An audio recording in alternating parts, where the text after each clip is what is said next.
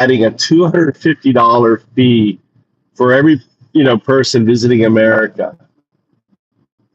This is the big beautiful bill. It's going to kill tourism. I want you to listen.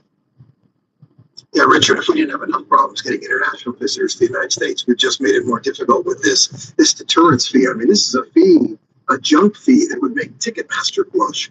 We are going overboard right now in discouraging people from coming. And make no mistake who these visitors are. These are visitors from Brazil, from Argentina, from other parts of South America, from parts around the world where visas are required.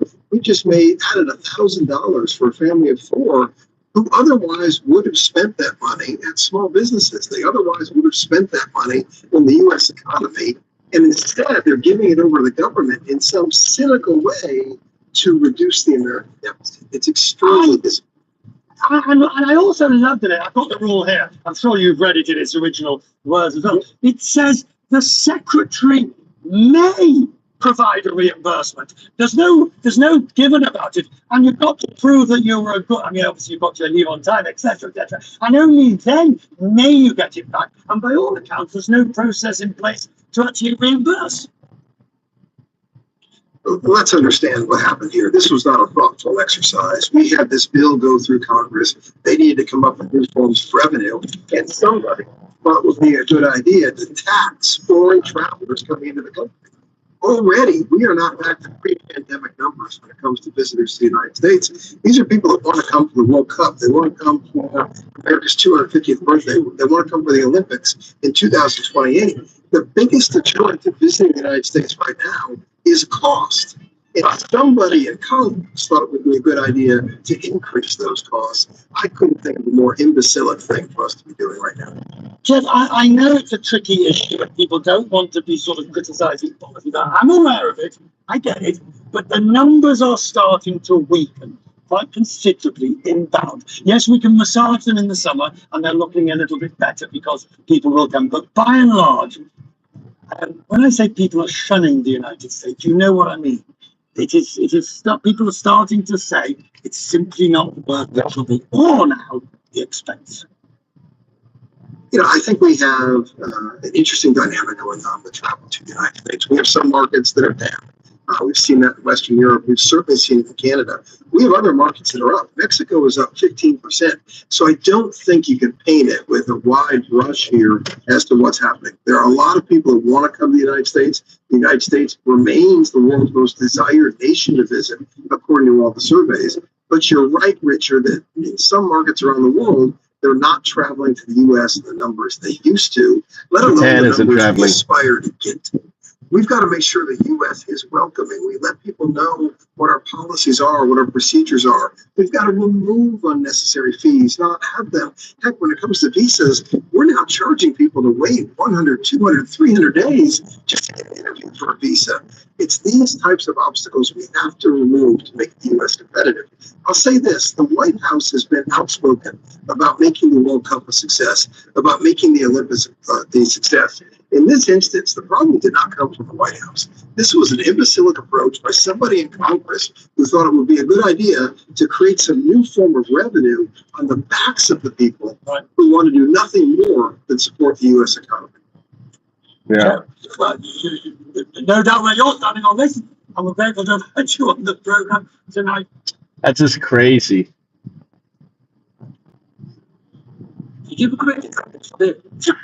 Crazy. Let's tax people. Let's take the money that would spend on small businesses and give it to the government. And then all the stuff that they've done, they've cut over $200 million on our parks. They're selling federal land, something crazy amounts of that. What is that? Let's see.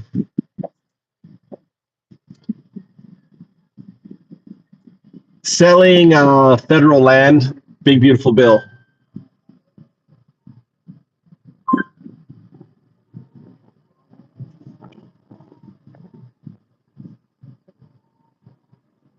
We are tracking backlash against the president's big beautiful bill, a proposal to sell off millions of acres of private land is removed from the legislation after bipartisan pushback. So they removed it. To report on our Sandwich has been tracking that she's here with why it was removed and what could happen next in this debate.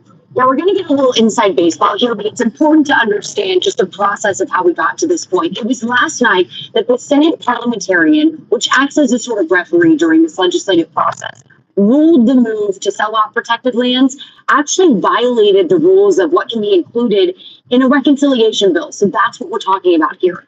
While today is considered a win for wildlife activists, they say this fight is far from over. It's a legislative process known as the bird bath, and it just washed away plans for a major U.S. land sell-off. You know, today is a win for sure. Activists like Kate Grutzinger are celebrating. For now, we're out of the woods, no pun intended. The president's big, beautiful bill included selling millions of acres of federal land to make room for affordable housing, including spots in Sacramento. We were out there for about 3 hours this morning, and it's a prize. It's really something worth saving. Spots like the Cosumnes River Preserve. You know, this is a Trojan horse. It's a trick.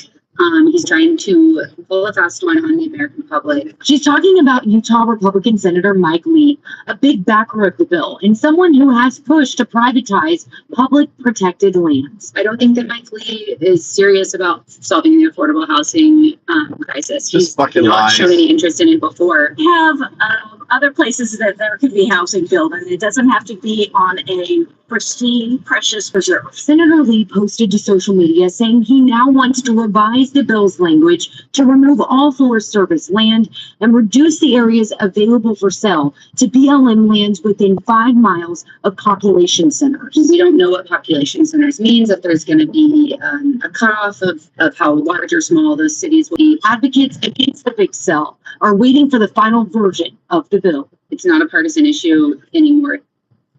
Recruitment, as you've heard, not partisan, are also speaking out about the sale of these private lands, including Rockland Assemblyman Kevin Kiley. So as recent as today on the House floor, he was warning against trying to pass another version of a land sale in future versions of this bill. So again, you are hearing Utah Senator Lee say he wants to That was 3 weeks ago.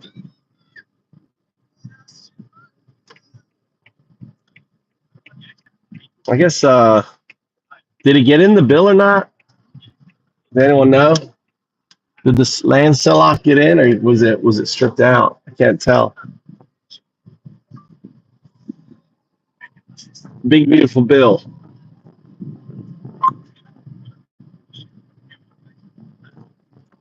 ビジネスパーソンに必要なトリックスは何点か知っていますか？企業が考え、ビジネスパーソンに重要なスキルとして。 Ladies and gentlemen, federal employees, finally, we have some answers on how the one big beautiful bill is going to impact you as federal employees. Because initially, this bill had tremendous things to really gut many of your core benefits. Fortunately, a lot of those things have been taken out. We're going to talk about what didn't happen, but what did. What changes are going to be made to your taxes, what tax benefits are there going to be going forward that are now different. So let's go through some of the most important aspects. Number one, what's not in the bill? Well, number one, basically all the federal cuts. For example, they were thinking about getting rid of the first supplement. That is not going to be, the supplement is still going to be around. Also, they were considering going to a high 5 instead of a high 3. If you're not sure what that is, no problem, don't worry about it. Long as your pension always calculated would be less, and they cut that as well. So that's fantastic. Brought to you by the Every Dollar app. Start budgeting for free today. The big beautiful bill. I thought that was a nickname. They actually named the law that, The big which is trippy to say the least. Beautiful. It's just such a straight sort of piece of paper. I think it's pretty cool. I mean, it's kind of fun. But so everybody's wanting to know, okay, is the world going to come to an end because of it, or is the world honestly going to get better? Well, as usual with Washington, there's some things that are good and there's some things that are not good, and you just kind of go with that. You know, I don't think there's any bill that universally will help anyone and everyone. well, because that's not the government's job, by the way. It's your job to help you. Quit waiting on the White House to fix your house. So, but anyway, everybody's wanting to know all this. So we thought we'd spend a segment on it anyway. I'm not going to spend the rest of my life on it, but I probably will, because a lot of stuff's going to come up over the rest of my life. But anyway, first thing is the 2017 tax cuts were made permanent. They were scheduled to run out. And that's huge, because the main thing that happened is 90 some odd % of Americans take the standard deduction, do not itemize. And the 2017 raised the standard deduction super high. And so it keeps you from having to pay federal income tax for a whole bunch of it at all. Just because you get this huge standard deduction. That's some real savings for most people. And they increased it another $1,500 in 2025, not for 24, but for 25, which when you file next year, you'll see that. And it's going to continue to increase adjusted for inflation. So that's a nice thing there. So it makes the income tax filings be fairly easy for most people. And, but you're not writing off interest. You're not writing off charitable deductions, with the exception of what I'm going to come to in a few minutes, that kind of stuff. So no tax. He kept a politician kept a campaign promise. Note this. It's fairly unusual. Doesn't happen much. So no taxes on tips and overtime. Yeah, this guy's not telling you the truth about it. He's not explaining that the tax on tips on tax on overtime. You notice how he doesn't explain? It's a deduction. You get to deduct it. It's not that it's not taxed. So already there, the way he's describing it, I know this guy's bullshit.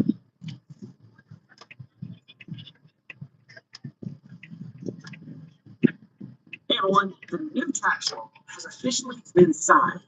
For retirees, this is a big deal, especially when it comes to how you plan your retirement for tax efficiency. By the way, that needs to be one of the considerations when you're thinking about how you're going to create retirement income. Now, there's a lot that we can talk about with this new legislation, but the most important thing to know right now is this. You have a 4-year window to take advantage of what I think is a powerful planning opportunity. All of these changes are not set in stone and made permanent forever. Some parts of the law aren't going to be permanent, but others, like the senior bonus deduction and the expanded self-deduction limits, are only available from 2025 through 2028. That means the 4 years ahead of us may be the best chance to act. And in this video, I'm going to walk you through what the new law means for your retirement plan. So what's changed, what's staying the same, and how to make the most of this planning window while it's still open. Now, before we dive in, make sure that the Big Beautiful Bill has officially passed. After many weeks of deliberation in Congress, a final draft was sent to the president for approval on July 3rd. President Trump signed the bill into law on July 4, 2025, our Independence Day. How patriotic. The Big Beautiful Bill is the largest and most significant piece of tax legislation since the Tax Cuts and Jobs Act of 2017. It will have a strong impact on taxes for the vast majority of American citizens. So today, I'm going to walk you through all of the key provisions of this bill so that you will know how it will impact you and what moves to make to optimize your tax approach in the Big Beautiful era. So without further ado, let's dive in.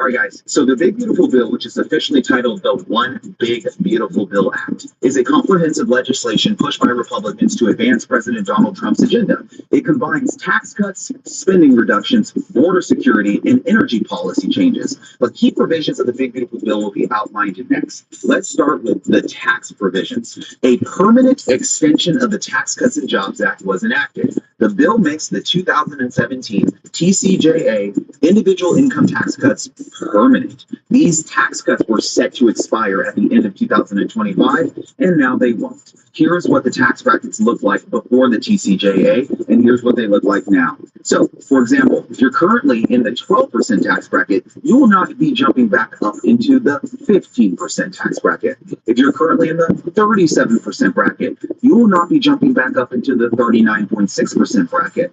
The extension of the income tax cuts from the TCJA will save millions of people thousands of dollars every single year in taxes or more. Now, what about no taxes on tips and overtime? The bill provided a temporary above-the-line deduction for tips up to $25,000 and overtime pay up to $12,500 for single filers or $25,000 for joint filers. These changes apply to workers with incomes below $150,000 if you're single or $300,000 for joint filers. These deductions phase out above these thresholds and expire in 2028. Yeah, go to the like a auto bullshit. loan interest deduction. Let's go. Let's skip through that. Let's just skip through that. It's a fucking joke. No tax on tips. Oh boy.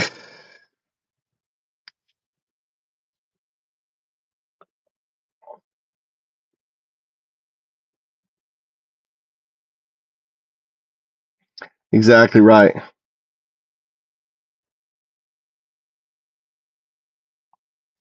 Haha. What's up with your name? What kind of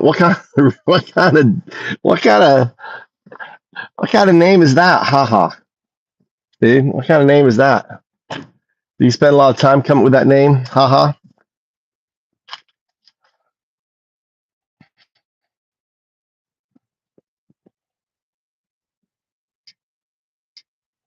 You got 3 subscribers. You're like fucking Maha. Yeah, he's oh my god. My tomato doesn't look so good.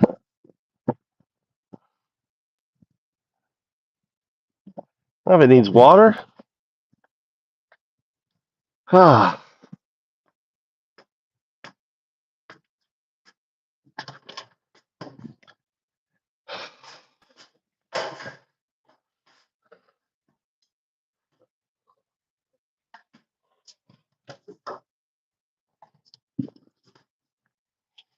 I'm cooking my tomato paste. Look at that.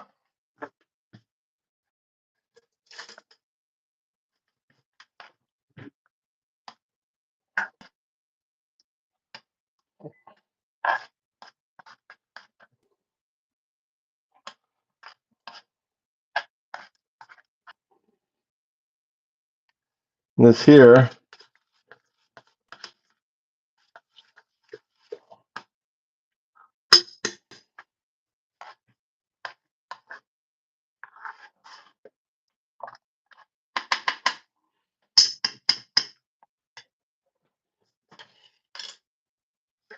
All right. I think I want to put some. I think I want to put some sautéed onions in there.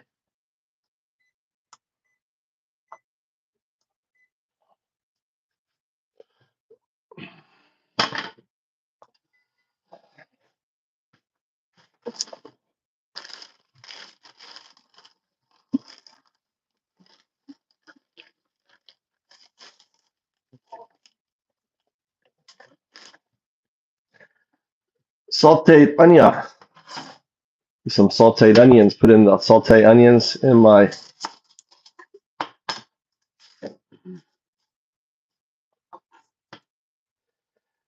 Let's stick some. I'm gonna do some sautéed onions. All right.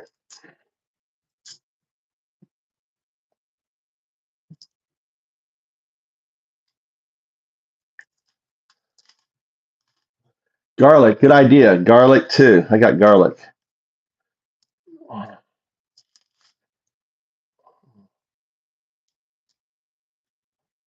Making I've got some garlic. I got garlic in here.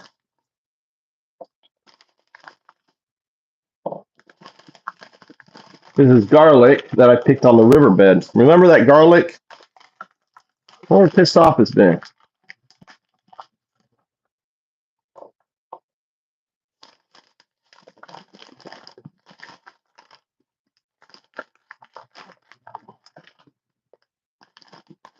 My wife made this. My wife made this. Isn't that great? Look at that. Really clever. Has my tomatoes in there.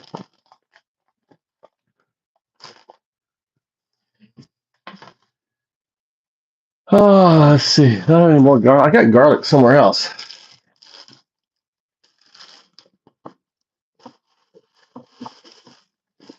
Oh, see, I knew I had garlic. There's garlic here. I use up all this garlic.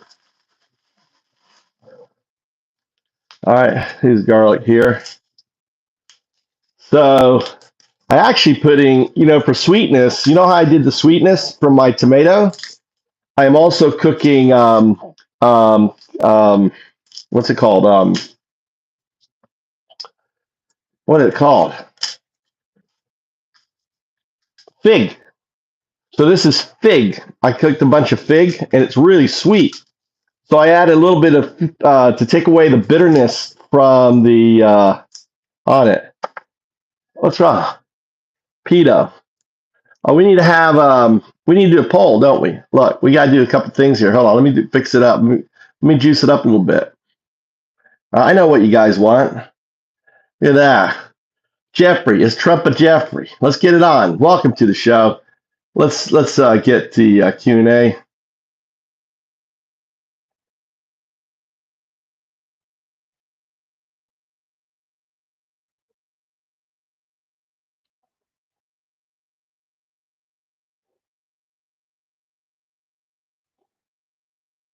All right. There you go. Is Trump a Jeffrey? Come right in there. Look, is that guy like coming right out of his mouth? Is he a Jeffrey? What's Trump hiding? Trump is Trump.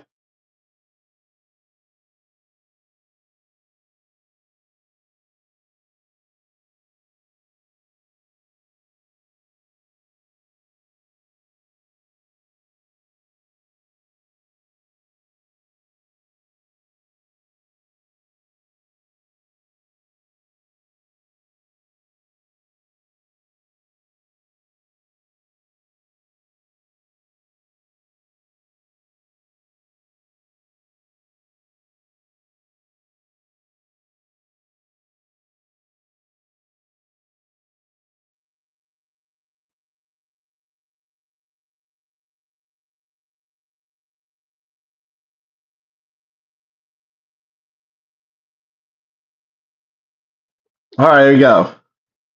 We got the poll going on. Take the poll. Here, I'm cooking here. All right.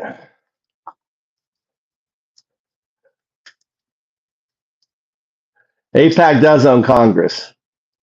That's why Trump, all right, look at that. Is Trump a Jeffrey? Take the poll. What do you think? Trump a Jeffrey? It's not about that, Jeff. Look, it's Jeff. It's not about that.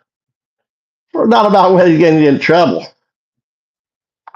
You think it's okay? You think people who diddle little girls like that 13-year-old there, that guy is staring at, and Trump, that's Trump's hand. You see Trump's hand right there? See Trump's hand? That's Trump's hand. Look at his finger. He's got his finger pushing down between her legs. This guy is a Jeffrey. This guy is a dirty fucking Jeffrey. That's what he is. We got a pedo POTUS. I've been saying that forever. Remember, I've been calling pedo POTUS. All right, pedo POTUS. And we got it right. Yeah, it was banned. What does that have to do with anything? What does that have to do? How many years was he hanging out with him? When did he get banned? All right, when this picture was taken?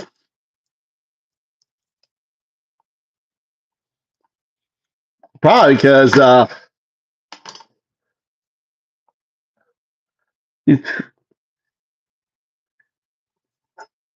maybe Epstein did something on him. All right.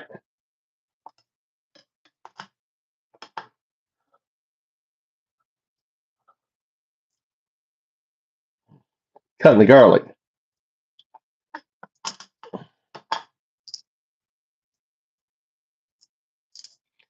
All right. Take the poll. Take the poll. Let us know. What do you think? Yesterday, 70% of people, we had 600 people voting, 600 people voting, and they voted, right? 70% said Trump's a Jeffrey. Trump's a fucking pedo, right? Look at him, you know? And there's new reporting that Melania, not Melania's first wife, right? When she was good friends with the first wife, whenever they were in the car together, they'd be stopping to get girls' names. Fucking disgusting, dude. These rich fuckers are disgusting. They need to all go to fucking jail. What do you think? Release it.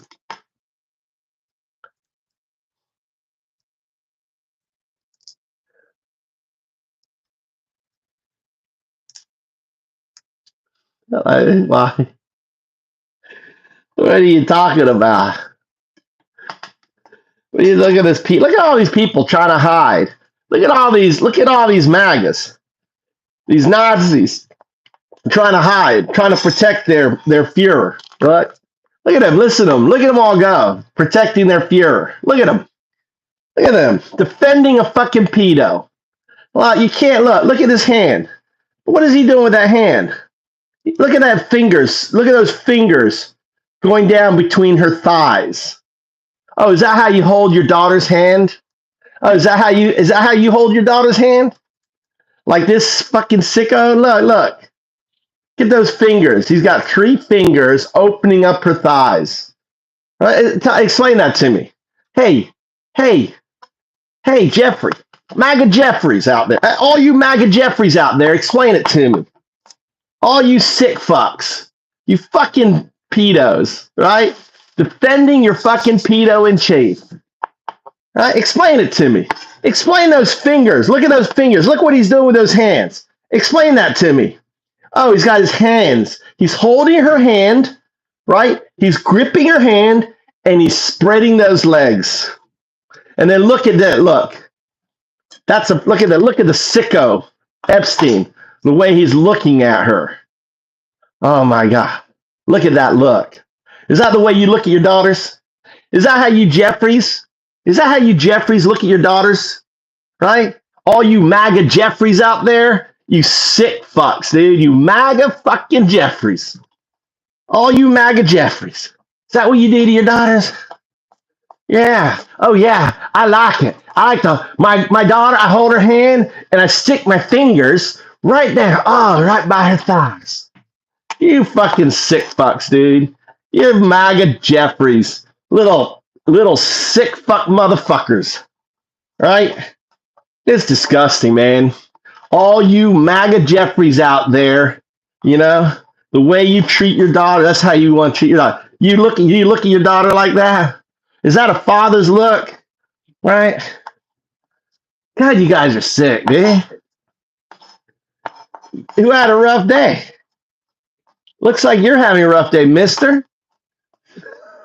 You pervert. You disgusting motherfuckers, dude. MAGAs are Jeffries, dude. They're Nazis and they're Jeffries. They're baby Nazis, right? You're not a big Nazi yet. You're a baby Nazi, 1933 Nazi. I'm cooking up here. I'm in the kitchen. All right. Look at all you got. All you dumb fucks out there. You defending a pedo. Defending a Jeffrey, dude. Defending. This is a 13-year-old girl.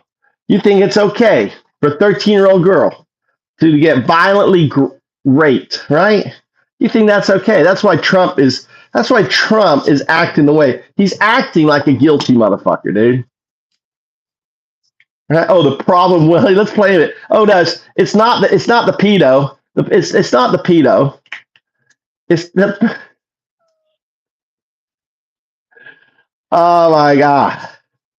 How am I a clown, JD? JD, explain it. Explain why you defend a pedo. Jeffrey, go ahead, Jeffrey, speak up. You know, and there's court documents too. You know, a woman claimed when she was 13 she was violently raped by this guy 5 times. You know, and that's hilarious. You know, what's this guy out here? He says, "Gee, judgmental much. Why you think Trump on the dodo, bro? You would think he was on them tapes. Why did they have 1,000 FBI agents, right, going through all of the files looking for Trump? 24 hours a day, right? 24 hours a day. Pam Bondi, and by the way, Pam Bondi was groomed. Pam Bondi was an Epstein girl, right? Pam Bondi goes way back. You know, she's groomed. That's a groomie right there. All right. God damn. You sick fucks, dude. Let's put some. Let's Why look at Shockwave trying to justify. Yeah, trying to wrap your head. Shockwave, having trouble wrapping your head around things, are you? Poor Shockwave. Your dear president turned out to be a Jeffrey. Right? Fucking A, dude. All you sick fucks. Oh.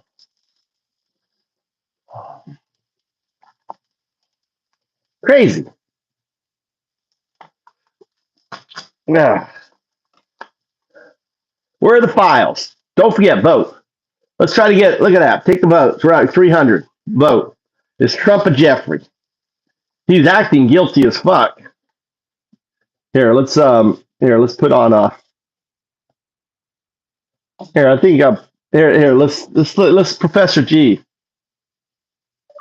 Prof G.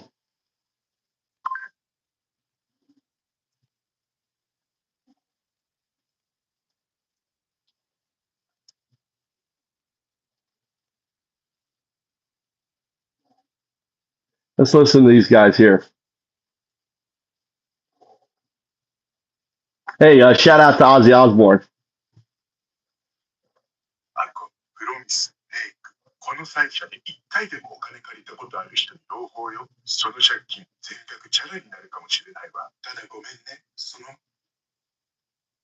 He's one of life's great survivors, and depending on your age, either a backbiting hellraiser or a doddering indictment of the rock and roll lifestyle. Ozzy Osbourne has taken so many drugs and drunk so much alcohol, it's a miracle he's still with us. Although maybe the greater miracle is that his wife Sharon is still with him. I recently spent some time with the Osbournes at their mansion just outside Los Angeles. And while Ozzy has finally cleaned up his act, he's lost none of his ability to shock.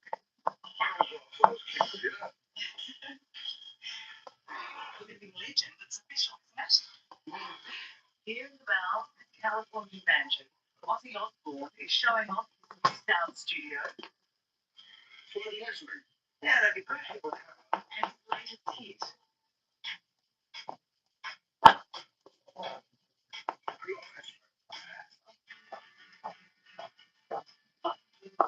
At 61, the former lead singer of Black Sabbath may be the grand old man of heavy metal. Ozzy is doing his best to age disgracefully. The granddaddy of death music is how he's being described at the moment. Why do you think the crowds still keep coming? I don't know, but what if people like horror films or, what if people watch series film that they positively see? You don't have any skeletons in your closet, do you? I mean, it's all open. You've written about your life and you've written about some horrendous things. There's nothing more to come out, is there? That's one of the It would be nice to have a bigger family. I would Ozzy's family, including Sharon, long suffering for 28 years, is used to next reality TV series.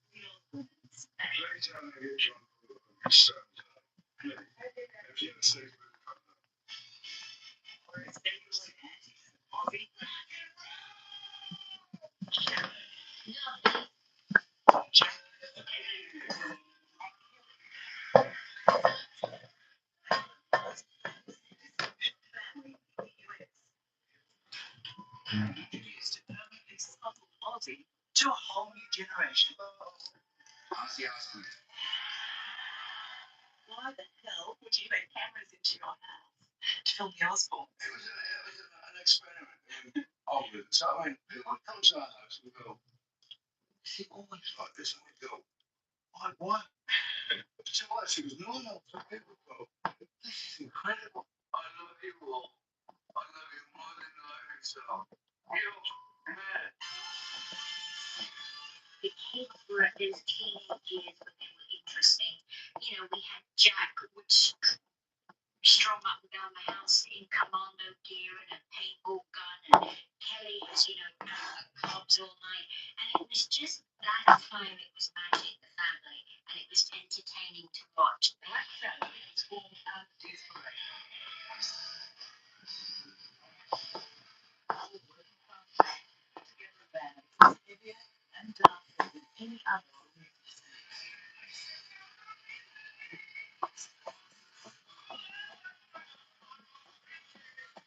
They were loved by kids, loathed by parents for their satanic verses. 10-year-old at its height saw Ozzy might get off the bat on stage.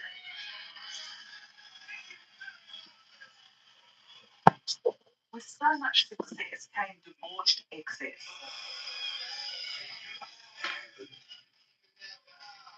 Poor Bat. Addicted to drugs, grog, and groupies, Ozzy was so out of control, his own band sacked him.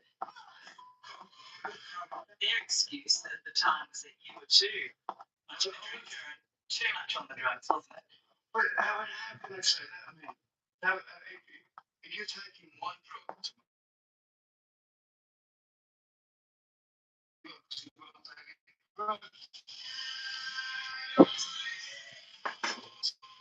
Sharon was first as manager and then as wife.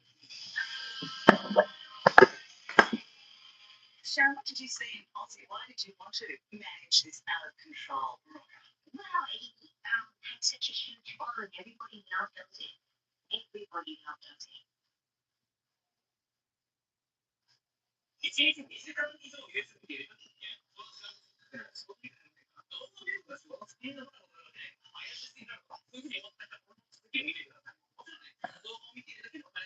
What's going on with that noise?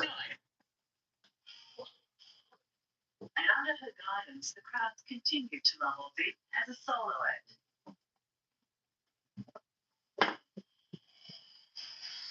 It didn't stop his addictions off stage. I've made many statements about being so fantasy. What I can really say is it's surprising. But on stage, he claims he was always broken. That was the only responsibility I had to give it the best shot I could give them. How could you have the discipline to stop drinking for an audience, but not have the discipline to stop drinking for your family? Why did you think so? I asked her the question of himself.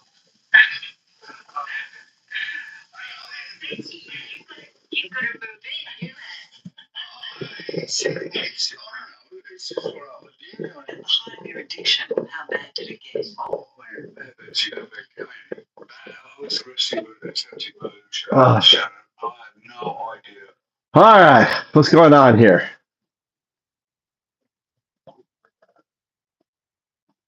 You forget who's JoJo? What he's talking about?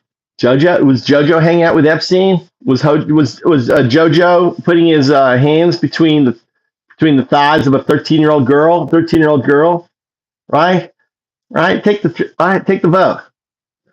500 votes. Appreciate you coming in. Take the vote. What do you think? All right. What else do you want to hear? Welcome back. I'm cooking here. All right. You want to see what I'm cooking? I'm cooking some let's see, what is that thing here? Epstein.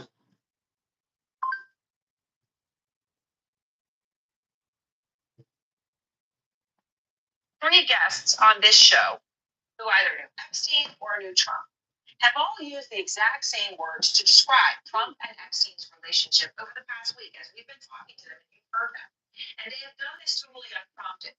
So here is a former Trump business executive, one of Epstein's former girlfriends, and an Epstein accuser who says she had a troubling incident with Trump. They all said the exact same thing here on Outfront.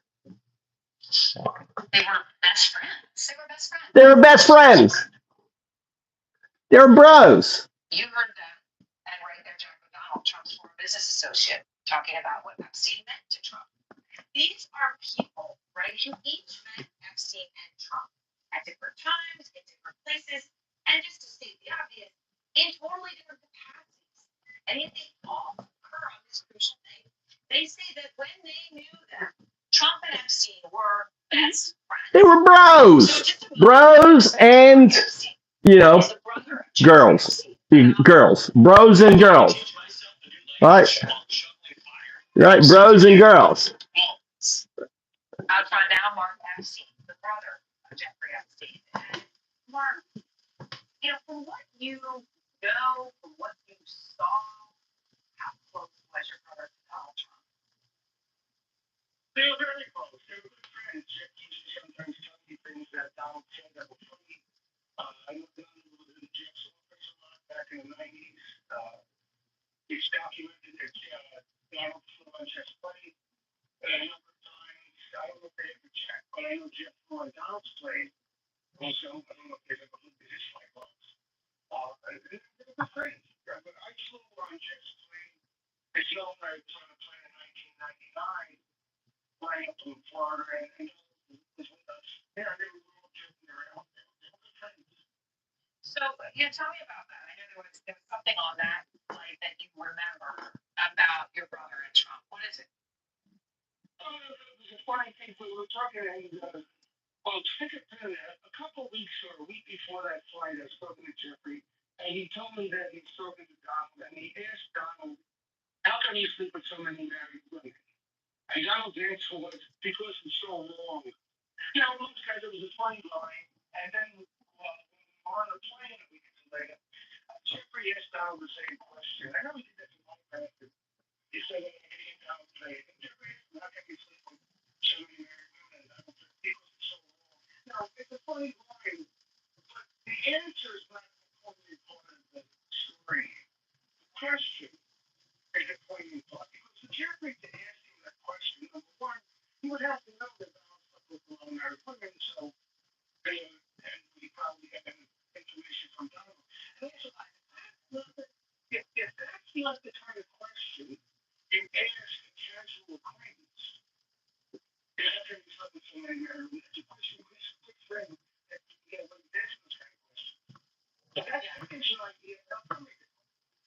Yes, it does. It does. It certainly gives that perception. Now, okay, Mark, Trump admits they had a falling out with your brother. That's what he said happened. He's not sharing what led to it.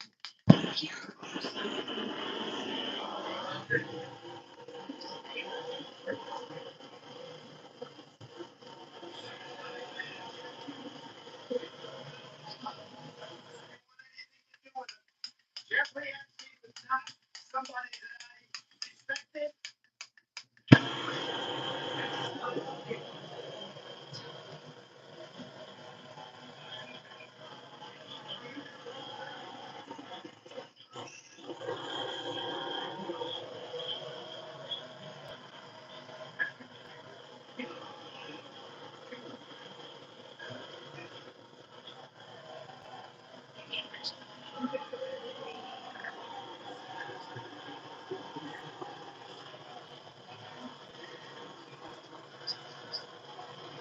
Talked about an encounter with Trump at your brother's office. This was in 1995. She found it disturbing. She said she told the FBI twice to look into people around your brother, including Trump. But she talked about this incident that she said happened in his office. And the White House, their response to it, they were categorical. They said the president was never in Epstein's office. That's just another blatant lie because he was there. People that work for Jeffrey's office, they can testify that they saw Trump in Jeffrey's office on numerous occasions. And so for him to say it wasn't there, that's just another lie. So you talk about him as your brother and you're you know, you were playing together at that time. When did your brother first tell you that he was in legal trouble? When did you know anything about what he was doing? It was about 2006 when he first started in trouble. You know, it's known, Brian Jeffrey's death, I haven't seen him in 7 years, although we were always in touch, communication with telephone, or email, but we just never got together. And for the 12 years prior to that period of time, from like 2004 until 2008, we only got together maybe a half a dozen times or so, but we were always in contact. And in 2006, Jeffrey asked me to come up to his place uptown. He wanted to talk to me, and so I was uptown and stuff like that. I was uptown with that much back then. I lived downtown and I sort of took, I said to go up on 14th Street, I need a visa. But, so I went to talk to him, and that's when he told me that he was getting in trouble. And then he threw it to you. He said he was stupid, but he wanted me to hear it from him as opposed to hearing it on the news. And that's where I first found out in 2006. All right, and the reason that this is so important is trying to understand what the people around Epstein would have known, separate from what any of them might have also been doing, right? So I guess the question here then, Mark, is did you have any suspicions before Jeffrey's confession to you that he was involved with underage girls? No, because I really saw him, so I didn't know what he was involved with there. He had different lives, he had his friends, and I had my friends. We traveled to separate circles in a sense. A few people we together, but he was more of the financial community uptown. I was more of the arts community downtown. So we had two separate lives, but we were brothers. We always stay in touch.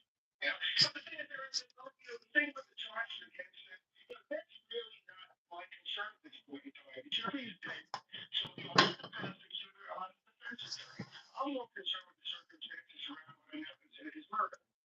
Right, so I want to ask you that. Okay, because the Department of Justice issued that memo earlier this month, right?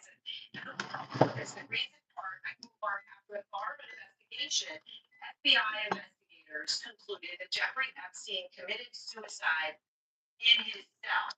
Now, you say you were the one called to identify his body. You had conversations at that time, and you do not accept this finding. Yeah, I know, because what they don't mention is the report, and no one has, after Jeffrey died, the next thing I had to go to identify his body because I'm the next of kin, there. And they did the autopsy then. And Dr. Roman, who was the city pathologist, it was her autopsy, and Dr. Pine was there on my behalf because I had to have, the family has right to have their own pathology there. And they did the autopsy, and they came out of the autopsy hours later, and they both concurred that they could not call this a suicide because it looked too much like a homicide. And I was very clear about that. All right, Mark, thank you so much. You're welcome. Have a good day.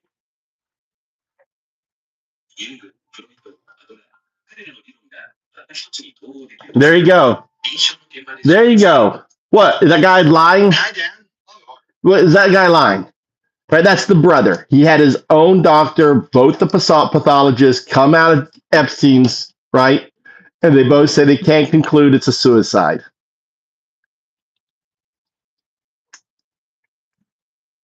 Died on who killed him?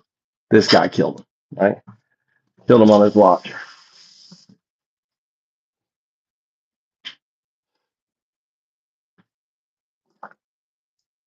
Right, Cooker, what do you think?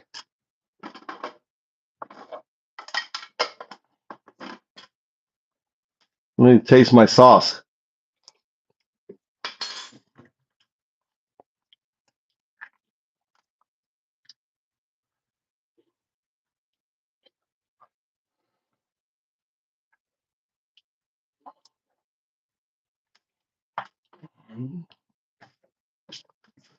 Needs some richness in it.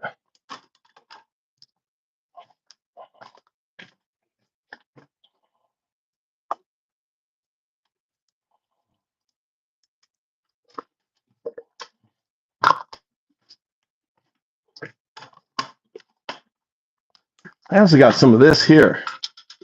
is this stuff?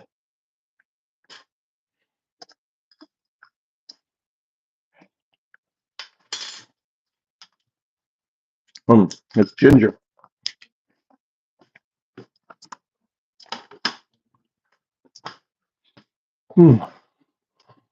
Diced ginger. That's good.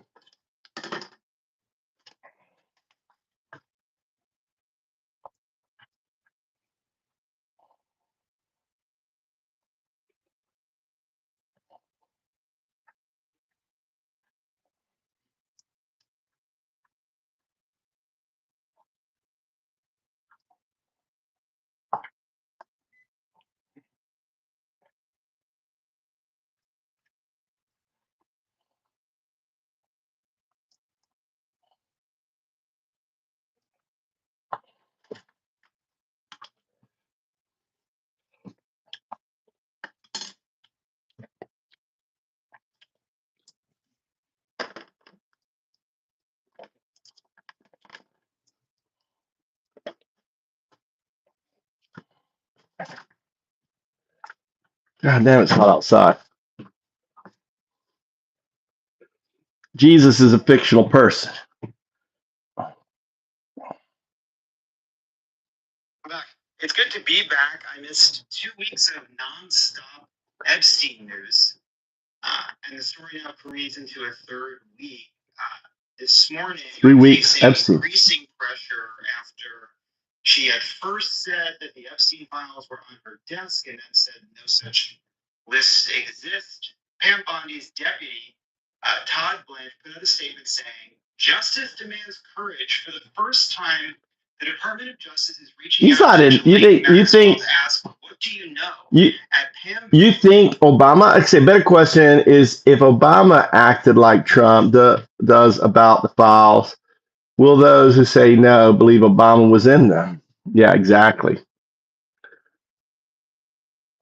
Exactly. Welcome.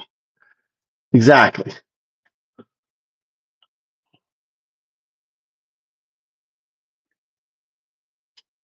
Right. Where's the evidence? Lucky for Epstein, the Trump. Lucky for Epstein and Trump getting fresh, young. Eric, you're sick. Fuck. No lead is off limits. Now, Dan, I was surprised to learn that this would be the first time. It isn't AI, dude. This is actually a legit photo. This is not an AI. This is not an AI photo. This is a legit photo. You can search, find it online. This is a legit photo. All right. This ain't no AI generated photo. This is legit. Yeah, I know. She sure did. He sure did. Fuck, dude. Clinton should go to jail. All these rich peoples. If you were diddling 13-year-olds because of, you should go to jail, right? It's Pam Bondi. There's Pam Bondi right there. That's Pam Bondi. You didn't know that? That's 13-year-old Pam Bondi with Jeffrey and Trump. I think you're right. I think that is Pam Bondi. All right.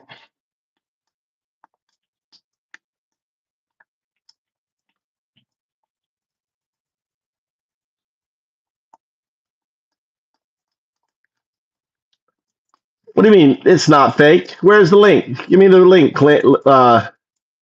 Give me the link.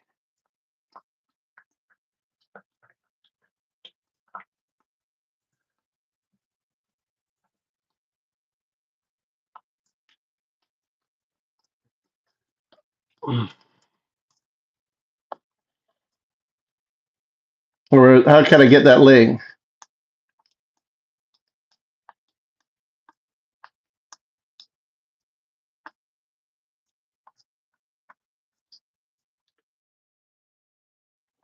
Yeah, they're saying it's fake. It's not fake, dude. This picture is been around a long time.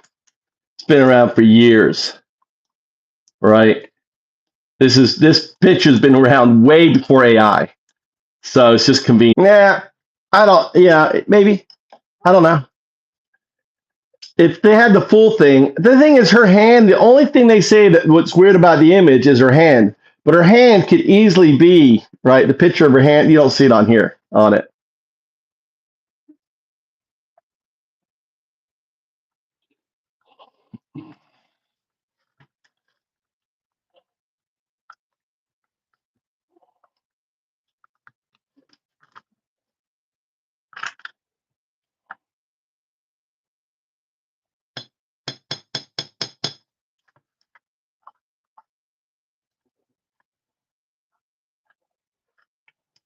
What they need to do is do facial recognition for the other people, run it through a facial recognition site on it. But it's fake. Hey, MSN. Hey, MSN is fake news media. Why would you believe anything from MSN? MSNBC, fake news. So if they say it's fake, it's got to be real, right, guys? Right? Right, JS? Because that's fake news. So if fake news says it's fake, then it's got to be real. Case code.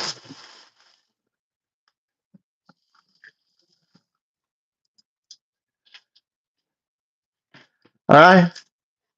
If MSM says it's it's fake, then it's got to be real.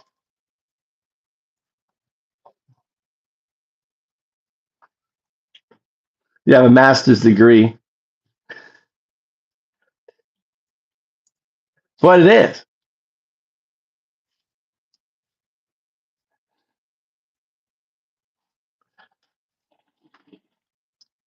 Disgusting. I love it. I love it. This. Hey, I'm going to show you another image here. You probably never seen this, have you? I've probably never seen this. Oh God, Elon and Trump. Oh my God! And then moments later, dude, when they came into the White House, you won't believe what was going on. You won't believe what was going on moments later. There's some nasty shit was going on moments later. Where the hell is it?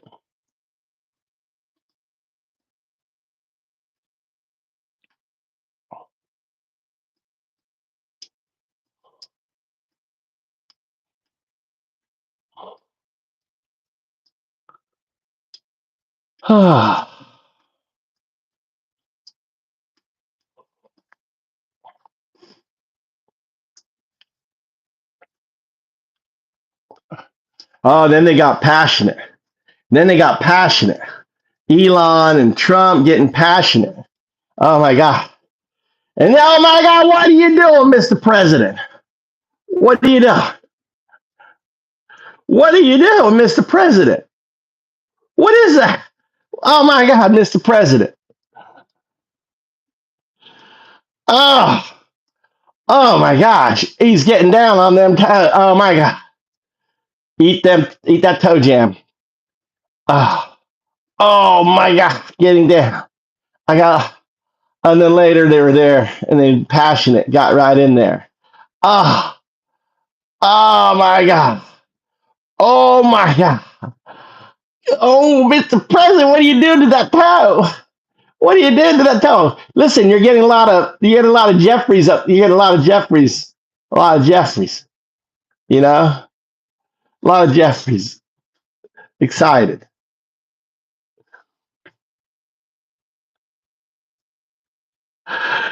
Oh my God.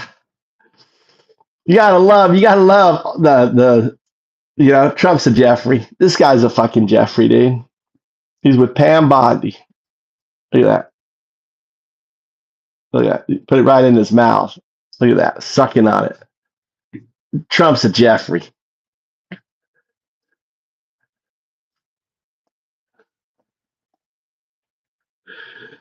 It's all good. Two left feet doesn't make it right.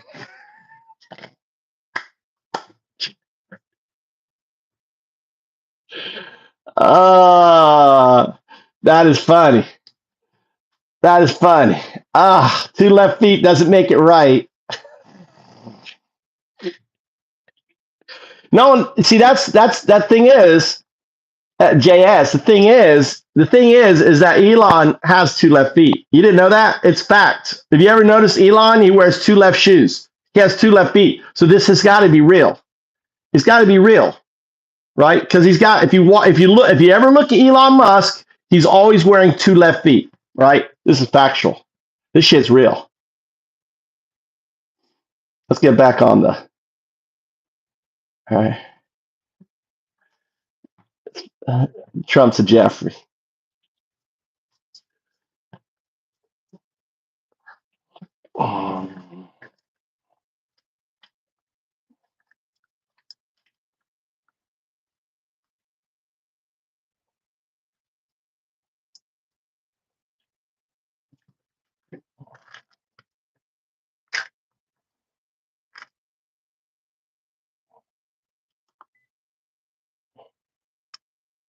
Cooking.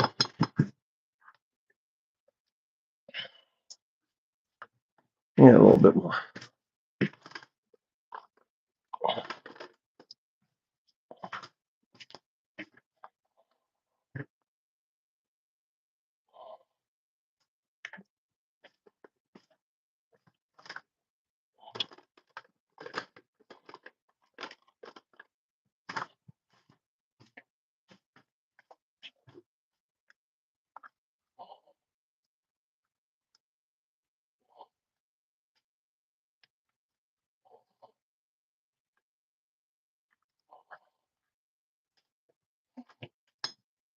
What's that tastes like now?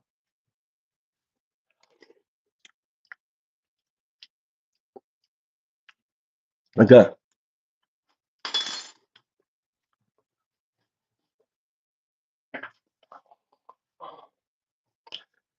Good, but good.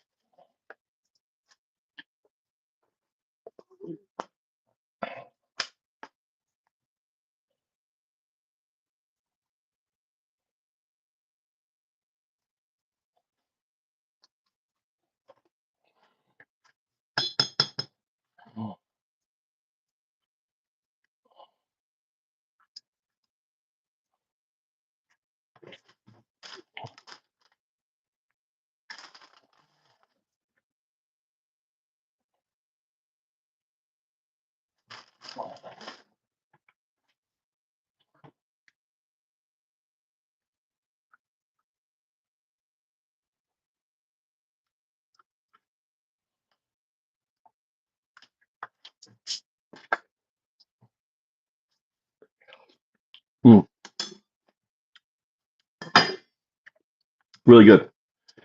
What's up, Mitch? I know, dude. Your TDS, Mitch, is pretty bad. Your Trump derangement syndrome. All right, let's go through your Trump derangement syndrome. Number one is you think being a Jeffrey is good. All right. Well, check out. Majority of people think Trump's a fucking Jeffrey. Don't they? Well, what's the shit? 68% Trump's a fucking Jeffrey. 68% of Americans think he's a fucking pedo, dude. All right. He's a pedo. We all know he's a pedo. He hung out with a pedo for 15 years. Best friends with a pedo. You're best friends with a pedo. You got to be a pedo, right? Pedos hang together. He wrote that fucking card. I hope every day is a wonderful secret. Every day is a wonderful secret.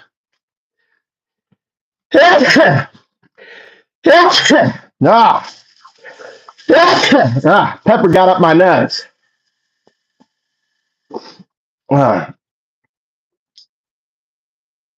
All right, Trump devotional syndrome.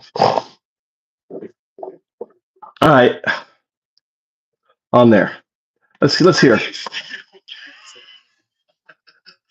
seemed like at some point during the arrest trial, they could have asked her what she knew. Right. I just usually I've got a couple questions about what you know before you're sentenced to years in a federal penitentiary. But I'm not a lawyer. Also, just flag that this trial that Max was charged when Trump was president. That's when these charges were first released. She was ultimately, I think that she was convicted when Biden was president, but it began in 2020. Dan, there's a kind of like head spinning quality to all of this, which is like they're gonna get to the truth, but we already have a lot of the facts, but they spent a long time claiming that there's a grand conspiracy and the truth isn't being uncovered, even though they think the ones who are covering up the truth. And now it seems as though they are genuinely now trying to cover up the truth because it seems Donald Trump is more intimately involved in Jeffrey Epstein's past than we previously knew. Where's your head at here in week 3 of this? I have some special questions on what is the courage that is required here? Why is it a brave move to get to the bottom of the sex trafficking? Because unless one of the people involved in sex trafficking is your boss, or at least associated, to be fair, with the sex trafficker. So, when you mentioned the files is your boss, like, I don't understand what the courage is. To your point, someone is obviously But when it's whenever the conversation is, the first thing that her attorneys will do is ask for some sort of partner combination in exchange for information. She was convicted Or immunity. of these crimes. They'll give her out and give her immunity from prosecution. What her complicity in what Jeffrey Epstein was doing, and so I just find the whole thing at this point like I just genuinely don't know what they're doing. I don't think they know what they're doing. Like I don't think Bondi knew what she was doing when she did the phase 1 binders. Like, Bondi is one of the fucking Trump girls, dude. She's an Epstein girl. She goes way back. Pan Bondi. She was, groomed. Pam Bondi is groomed, right? You know where this picture came from? This came from Elaine Maxwell. She released it. She probably has a treasure trove of these pictures, treasure trove. Right. Definitely. Treasure trove. It's hard to understand where the like malevolence ends and the idiocy begins. Well, here's my theory is the people around Trump have all the way for a variety of reasons have to do with firing up the mega base, being conspiracy theorists themselves, getting high on their own supply, conspiracy that involves Democrats, Hollywood, Silicon Valley people, Wall Street people at the heart of the Epstein controversy. They came in office believing they should release all these records. That was a campaign promise and following through on their campaign promises. At some point, throughout the whole process, if you really listen to what Donald Trump said, he was way less enthusiastic than the people around him. Right? Where he's like, get the JFK things out there, get the alien stuff out there, get the Martin Luther King stuff out there. MTV, I don't know. There could be some people's names mentioned in there, might be unfair. This process proceeds forward. People, they hand those binders out, and at some point, they recognize two things. One, it's harder to release files or something like this than they thought. But also, at some point, Donald Trump becomes concerned that this is going to blow back on him. Yeah, because he's in it. The process stops. And now they're trying to do everything they possibly can to appear transparent without possibly uncovering something that involves Donald Trump. Right. There are reports now that they have FBI agents combing through 1,000 to flag anytime Trump may be mentioned. That's also a little bit confusing because that's something that a computer could do. And then today, in part because Pam Bondi put out this statement from Deputy Attorney General Todd Blanche, Trump was asked about this in the Oval. He referred to it, I think for the first time, he decided to apply the phrase witch hunt, which is always incriminating when Donald Trump uses that term. And then he tried to change the subject again. It's sort of a witch hunt, just a continuation of the witch hunt. The witch hunt that you should be talking about. In your administration. It's a witch hunt in his administration. His files. His Epstein. His best buddy. It's a witch hunt for him. That's just crazy.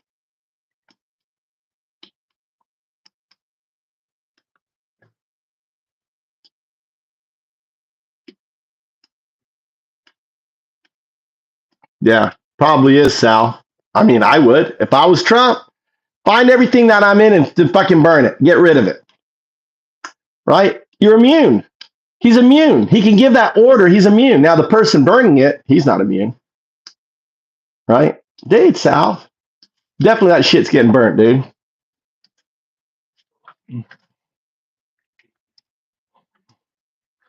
The thing is, there may just be too much. Right?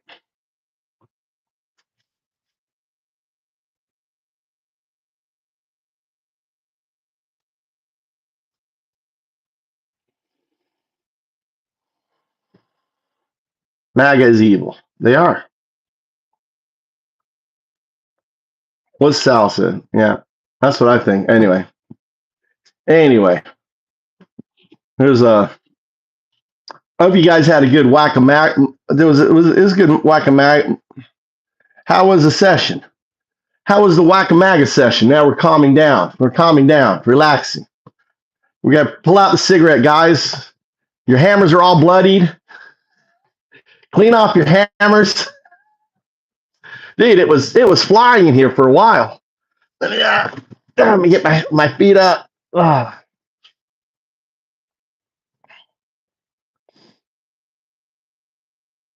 Yeah. She definitely has tapes, dude. All right. She definitely has tape. What would you do if you were Epstein, right? You would give your shit to knowing that you were going to get arrested.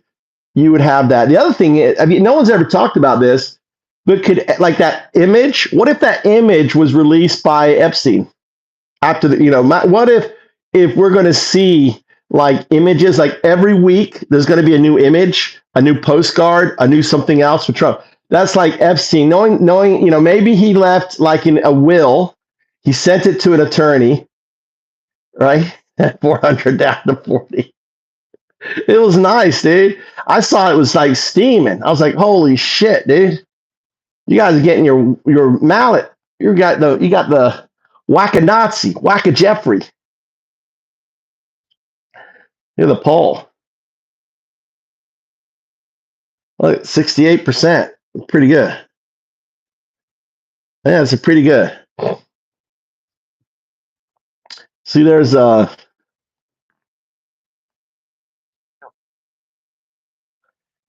that would be good. Is there anything on the 3 minutes? Anything more? Have they broken down the 3? Have you anyone heard about the 3-minute video?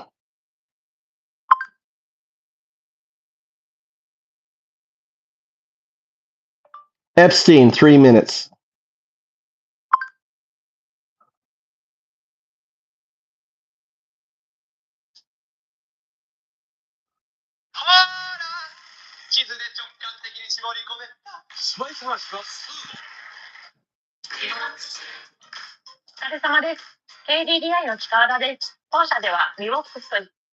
Welcome back. Video released by the Justice Department showing the outside of Jeffrey Epstein's prison cell just hours before he was found dead has the world watching frame by frame. And one moment is certainly raising eyebrows. The footage cuts and the timestamp jumps a whole minute as questions of the so-called missing minutes spiral into full-blown conspiracy theories. And new reporting shows even more footage may be missing. So this headline from Wired reads, the FBI's Jeffrey Epstein prison video had nearly 3 minutes cut out. According to Wired, newly uncovered metadata reveals a 2-minute and 53-second chunk was removed about this missing chunk. And how was that video then edited? Yeah, so on Monday, the DOJ and FBI released what it called raw surveillance footage from an area adjacent to the special housing unit where Jeffrey Epstein was found dead. And soon after they released the data, we downloaded the files that the DOJ released and looked into sort of the hidden information that's embedded in most digital files that can show you a bit about how and when something was created, edited, or saved. It's kind of like a video's digital paper trail. And in this case, the metadata showed the footage had been edited using Adobe Premiere Pro, which is a professional editing tool. And it was saved several times and stitched together from 2 separate clips. All right, so you take that information, you see that. How does this help then piece together what happened in this case? So what are the new takeaways? Yeah, so the main findings from the piece and the analysis are basically that the quote unquote raw video was actually stitched together from 2 separate clips and exported multiple times over more than 3 hours on a single day in May. When we looked at the metadata from the source clips, we found that 2 minutes and 53 seconds were removed from one of the original files that they used. And that cut happens actually right before the now infamous missing minute, which is like a gap in footage that occurred from 11:59 p.m. on August 9th to midnight following morning. And, this doesn't just really undercut the claim that the DOJ has made that this video is they're just incompetent. Unedited, but it also potentially contradicts the DOJ's explanation that the missing minute was due to a routine system reset. Because, based on the original file that we're looking at, there appears to be footage that could cover the time frame in question. So you're saying it's not raw, it's been edited? Yes. Yes, it's very clearly been processed by powerful editing software.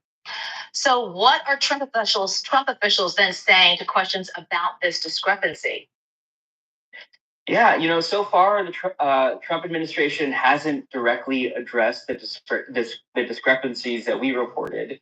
The DOJ referred our questions to the FBI. The FBI referred our questions back to the DOJ, and then eventually declined to comment. The administration originally did say that the 1 minute gap in the footage was due to a nightly system reset, but that doesn't actually explain why nearly 3 minutes were trimmed from one of the original video files. So right now, there's not really a clear explanation from the administration about why that extra footage wasn't released. Drew Barotra, we'll hear more from you and more on this. Thank you so much. 1年前、フォロワーの皆様に5つのアイデアをシェアしました。私たちは将来のトレンドをシェアしますが、参加を希望される方のみに情報を提供しています。So what it sounds to me, this is what it sounds to me. It sounds to me that they're just incompetent. They try to stitch two videos together to make it one video. They try to stitch the time together, but they're incompetent. Do it. And then why did they wipe the metadata? They could have wiped the metadata, couldn't they, Sal? Sal, they could wipe the metadata, couldn't they? Yeah, I live in Japan. They're just incompetent. They're fucking incompetent in everything they do. They couldn't even fucking fake the fucking video.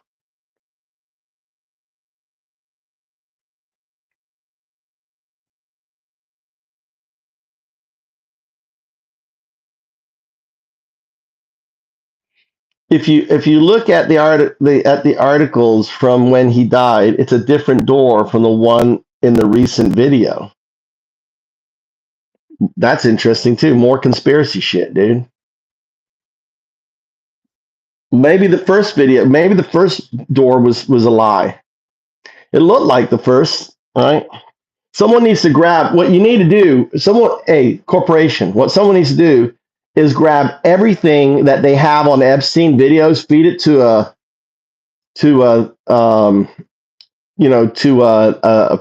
powerful AI, and then have it tell you.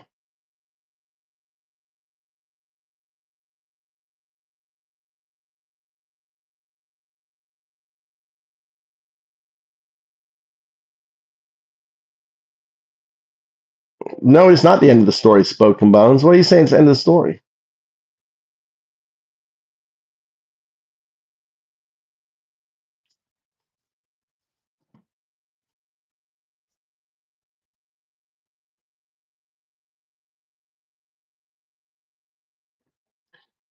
I think Spoke.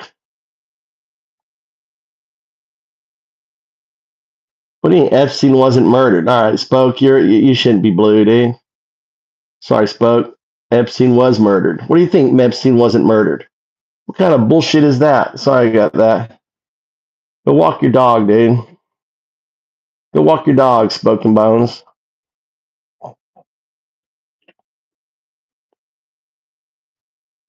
He's going to walk his dog. I sent him to walk his dog. He can come back next month.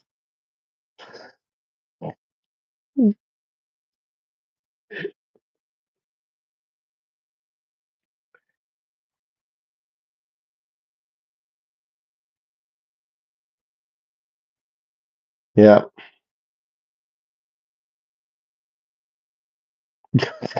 Go dig up the bone. Take your dog, go dig up the bones.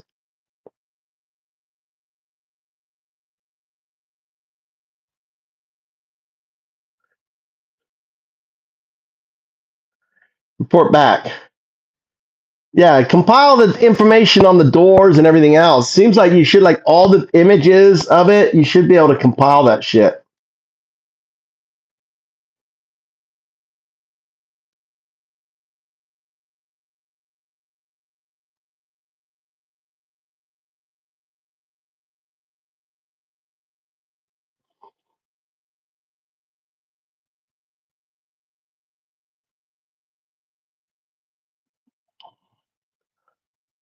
You don't know enough information on you there to give you a moderator corporation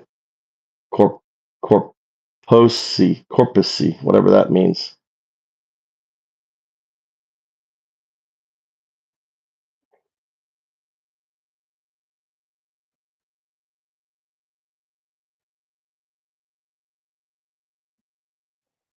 What's Tom saying?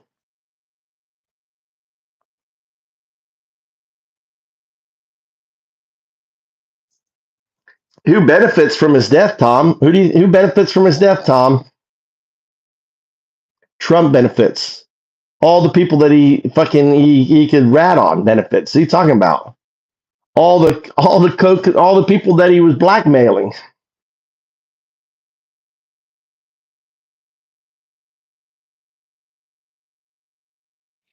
Clinton, Gates, who else? All these other people. I mean, I was listening to what was this pivot? You raise your hand, please. Do you solemnly swear the testimony you're about to give in the matter now pending should be the truth, the whole truth, and nothing but the truth? Yes, ma'am. Could you please state your full name? I'm Jeffrey Edward Epstein, and my residence address is 6100 Red Hook Boulevard in Virgin Islands. Have you ever been convicted of a crime? Yes. The sex crimes of millionaire financier Jeffrey Epstein are appalling. I was unaware that I was going to be alone with him. I thought I was going to die. More than 100 vulnerable teenagers and young women trapped in his depraved web. Just touching yourself. Tonight, the Epstein Files, the latest on who knew what in the biggest sex trafficking ring in history. His elite circle of the wealthy and powerful on notice as thousands of damning new court documents are unsealed. They will contain the names of people associated with Jeffrey Epstein. Prince Andrew and the former President Bill Clinton have been named. More are expected to come out. In the last few weeks, they've linked Epstein to some very famous names and exposed some very sordid details. There are videos that exist. We've been investigating this scandal since Jeffrey Epstein's death in 2019. This is where Jeffrey Epstein served his sentence. That he can still shock is extraordinary. I won't stop fighting. I will never be silenced. As you'll She see, died. She killed herself, tentacles continue to reach supposedly. from beyond. 池袋駅使ってる人で10キロ以上痩せたい方を緊急で探してるんですけど、色ダイエットを15カップくらい。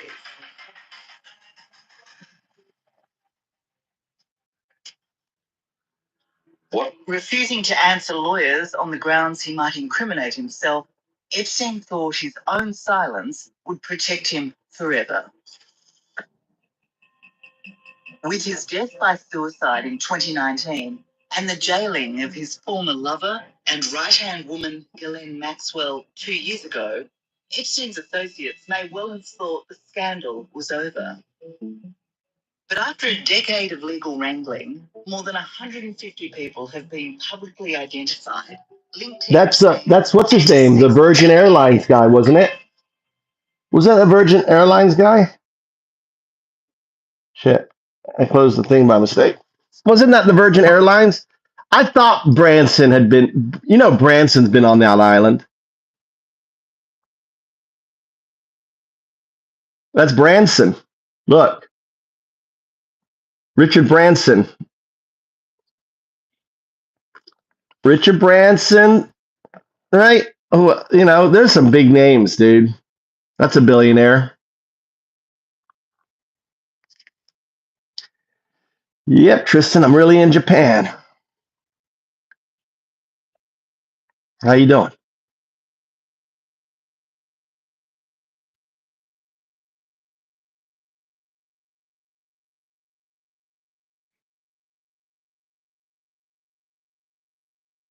Important message. Look, you can pause it and read the messages.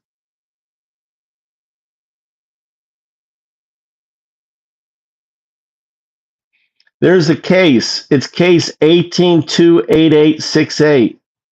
Document 263. 2019. So that's the case number. Case number 182868. There it is. Look, there's the case number.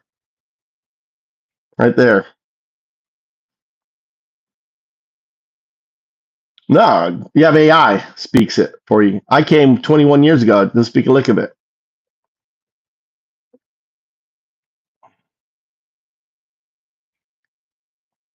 Wrangling.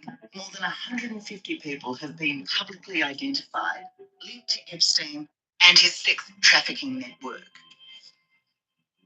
Well, you can actually zoom in. Oh, shit. I'm sure.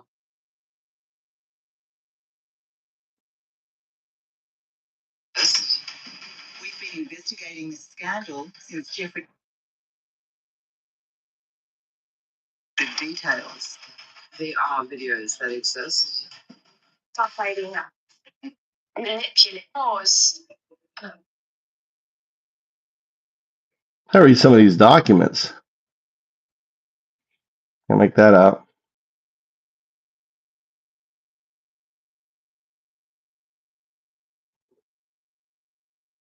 Brilliant manipulator, not just of vulnerable girls and women.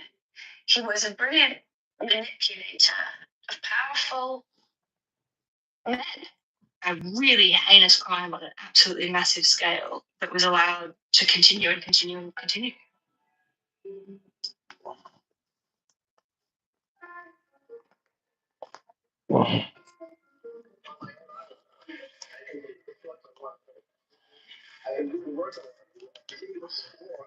I'm gonna put $50 in my son's wallet, see if he figures it out. Epstein's vast wealth gave him access to whatever he wanted. As we now know, the globe-trotting multimillionaire What do you think? created a network where young women were supplied to him wherever he went.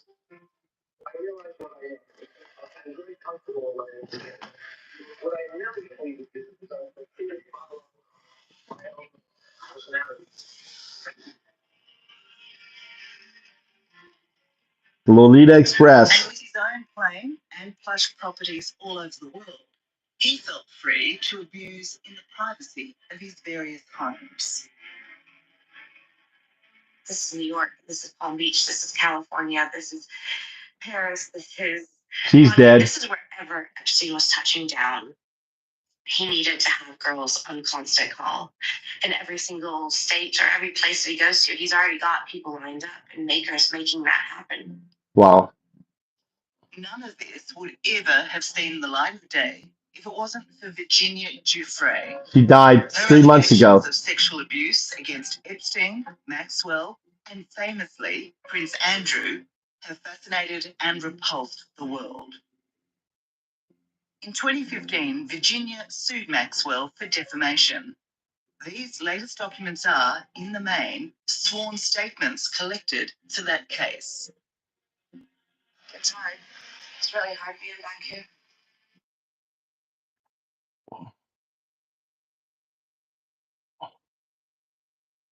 In the Her reference this case. Trying to read the documents. Palm Beach Police Department incident report. So the case is 182868. sworn statements collected to that case. It's hard. Not Maxwell. No, her. Virginia Jeffery died. Suicide. Maxwell's still alive. We met Virginia 5 years ago when she bravely returned for the first time to the Epstein mansion in Manhattan. Doge, Tampon Tim wasn't on the list. He's in Minnesota. Tampon Tim was in Minnesota. Doge. Hold on. Let me whack a maggot. Hold on. I got the whack the maggot out of here. I got myself a maggot. Doge is old school. Doge, bye-bye. I was abused by people that I can't even mention here. There's a lot of scars hidden behind those walls. He got Oh shit! Hit the wrong button. This is all a joke. A conspiracy theorist dies and goes, She got $7 million. $7 million, and she committed suicide. It must be hard, when you see someone like Trump, who was a victim in the White House. It must be hard for victims. It should be ripped down. It should be burned to the ground.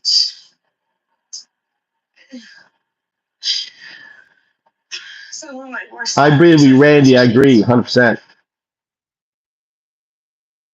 I continue to be shocked by just how awful this story is. The damage that was done to these women is incredibly hard to even express. It has been completely life-altering for them. It's incredibly unfair that this was allowed to happen with impunity for so long. Lucia Osbourne Crowley is a journalist and author. Well, I didn't know that, Sal. The Epstein case. She believes the significance of the new Epstein files can't be overstated.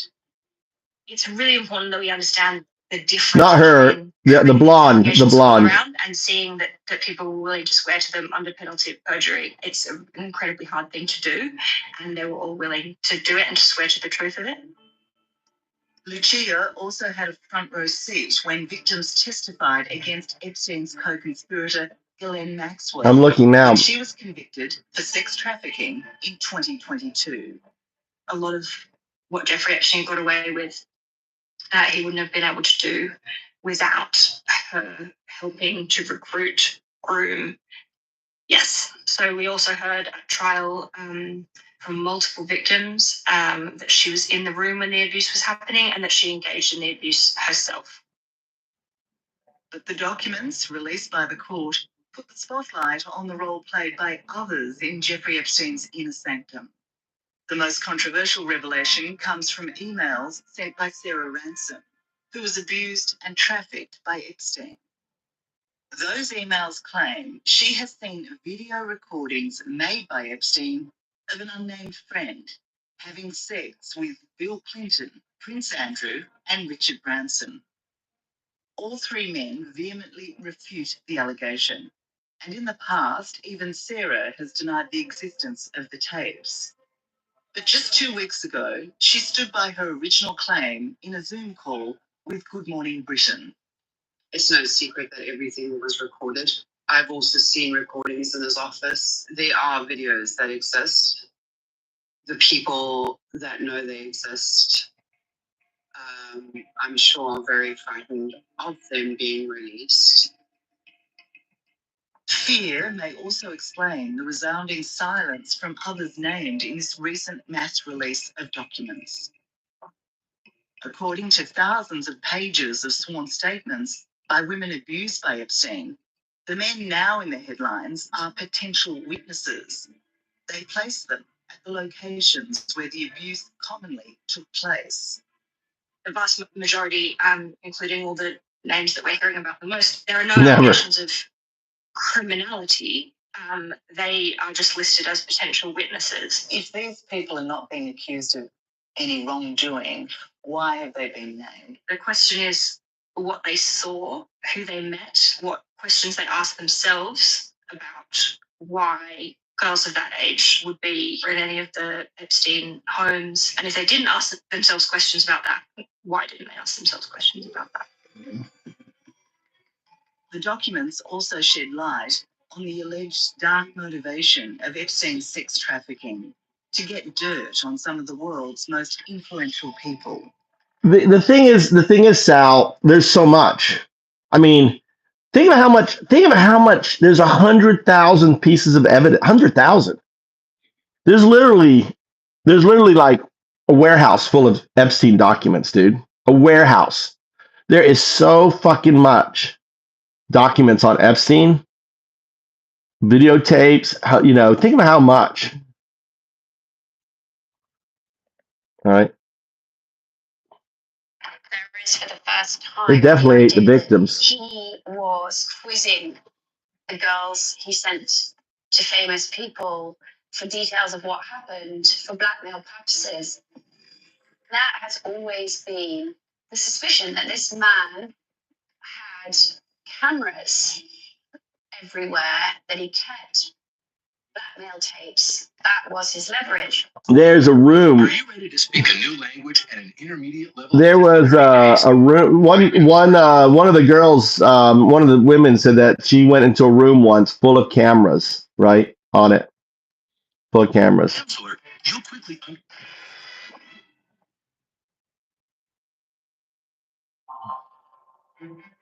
Trump's your daddy, not me. So I heard about Jeffrey Epstein sort of on the social Upper East Side grapevine in New York for a couple of years. Yep. Around the end of the 1990s. That's right, Paul. And early 2000s. You know, he was a figure of mystery in that all people really knew about him was he had kind of out of nowhere known to be unconventional. People thought he was very good looking. And the only thing that people really knew about him, his sort of connector to the outside He's a world, college. He didn't go to was college. His somebody college I knew, dropout became Ghislaine billionaire. Maxwell. With her link to English socialite Ghislaine Maxwell, Vicky Ward was the ideal journalist to profile Jeffrey Epstein. Her task in 2002 was to investigate the man behind the $500 million fortune. My then boss at Vanity Fair magazine, Braden Carter, phoned me up and said, you know, I've been hearing about this guy for years. Nobody knows who he is, where he got his money from, what his deal is. And that was how it all began. But what started as a business story quickly turned sinister. He liked to have parties with young women, but given that he was a very wealthy, at the time, you know, looking bachelor in his 50s, that didn't seem in itself on the surface so peculiar.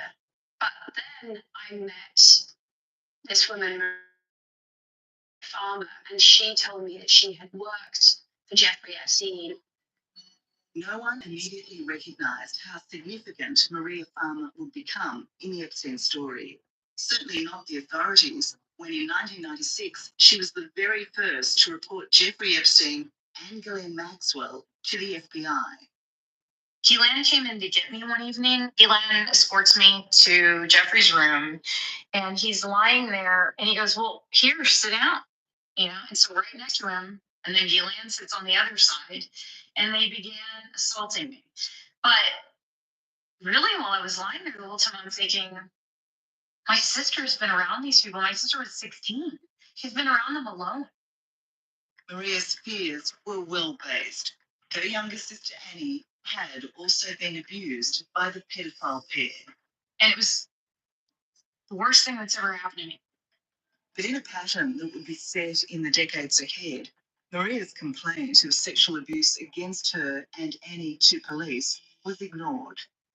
They just kept it all quiet, put it in the bottom drawer. And they were so dismissive that I just felt daunted and I stopped. Wow. For more than 25 years, Maria Farmer has been filling her canvas with the Epstein story, a tale of horror that began in 2002. Maria and Annie were nervous. Did it take a lot for you to convince them to open up to you, to talk on public record? Are we back? It did. There's no question. They were very afraid of these very powerful people. And I felt that at least Vanity Fair magazine was also powerful. By us publishing their allegations, that would afford them protection. And so I think that we all proceeded under that premise. And unfortunately, that premise got exploded in the worst possible way. What blew it up? What happened? Well, what happened as this piece was going forward, and I had to finally put all the allegations both of the business staff and the farmers' allegations to Jeffrey and Ghislaine.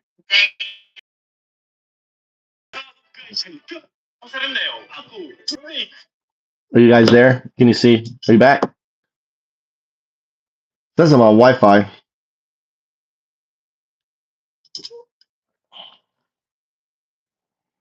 We're listening. We're co-watching this piece on Epstein. この3社から金借り取るやつ要注意や。プロミスね。この3社で1回でもお金借りたことある人同胞よ。その借金全額ちゃん。Epstein was instantly menacing, a man prepared to bully and intimidate to save himself. He treated the entire thing as a game, a really dark, twisted game. He even said to me at the beginning, okay, let's play chess. I'll be black, you be white, you get the first move. And from there, it descended into a sort of horrific game of cat and mouse. He would phone me every day. And then he told me that if he didn't like what I was going to write, he was going to have his witch doctor place a curse on my unborn children, and that was off the record. Then he told me he was going to sue me and ruin me personally, and I was just really frightened of what this man could do. And so even though the threats he was making against you were quite preposterous, you took him seriously. Like you were genuinely frightened. Yeah, because at the end of all of this, at the end of months of digging, meeting the farmer sisters, there was still this question mark. Who is this guy? But it only got worse when Epstein made a personal visit to Vicky's boss at the time, the editor-in-chief of Vanity Fair. Epstein got the result he demanded.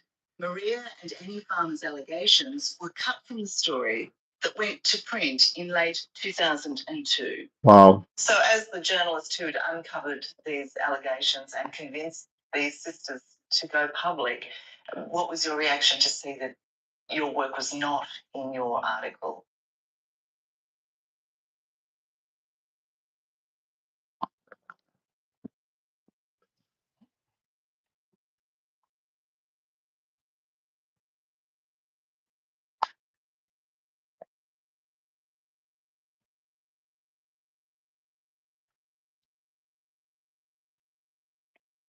Well, I remember bursting into tears and saying to the person who was directly my editor, we've exposed these poor women. I mean, this is unconscionable.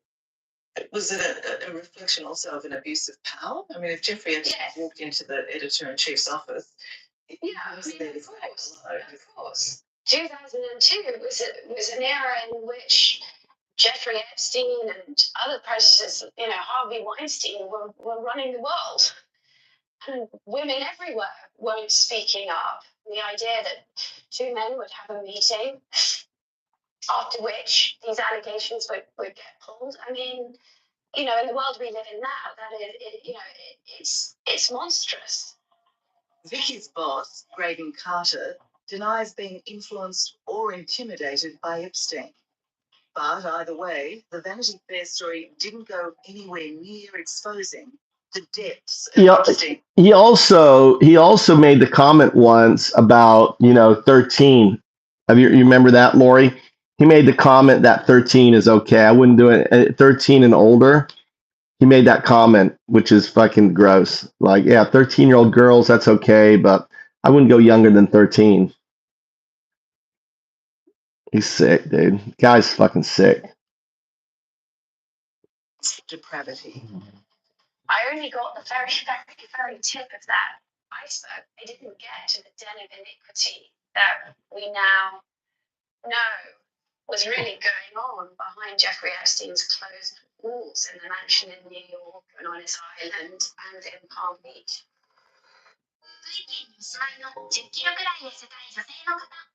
円でホットヨガ体験をしてみませんか？ただいままでは。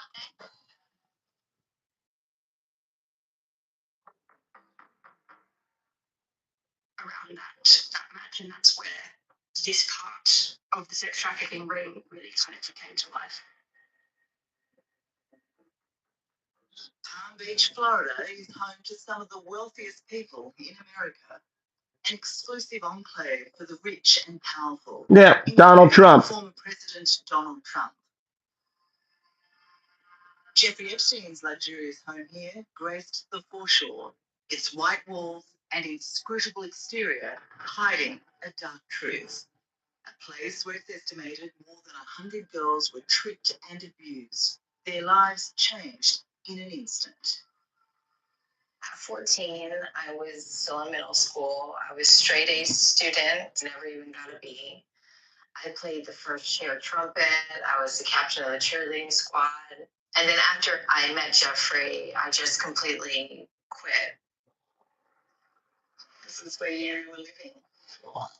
Yes, this is where I was living when I met Jeffrey Epstein. Epstein was 48 when a teenage Courtney Wild entered his orbit in 2001. At the time, she was living in this trailer park, one of West Palm Beach's poorest communities. Can you believe that Jeffrey Epstein targeted areas like this? Yeah, definitely targeted, children like myself that were vulnerable to him and his money. And we felt like we were being helped and saved by him, but ultimately he was just preying on us.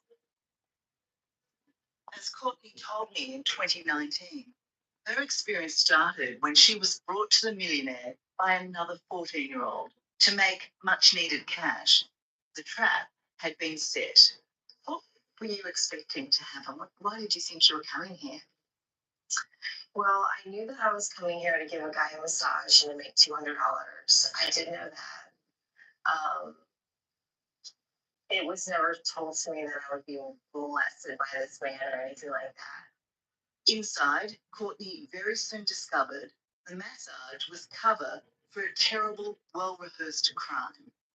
We were taken upstairs. It was like a circular stairwell that led to a hallway that led to his bedroom, which the massage table was in his bathroom. He asked us to get comfortable, to just, take our clothes off, to be in our bra and panties. Were you abused during that session? And so we would massage him for about 30 minutes. And then whenever he was ready, rolled over and asked the person that brought me to go downstairs and wait. And once that happened, then that's when the sexual abuse happened. Yes. You're 14 in a completely alien situation, an incomprehensible position. How did you react? I just remember afterwards how I felt walking down the stairs, and I just felt so dirty and so just like a piece of me had been taken. Dirty. I felt it was like my dirty little secret.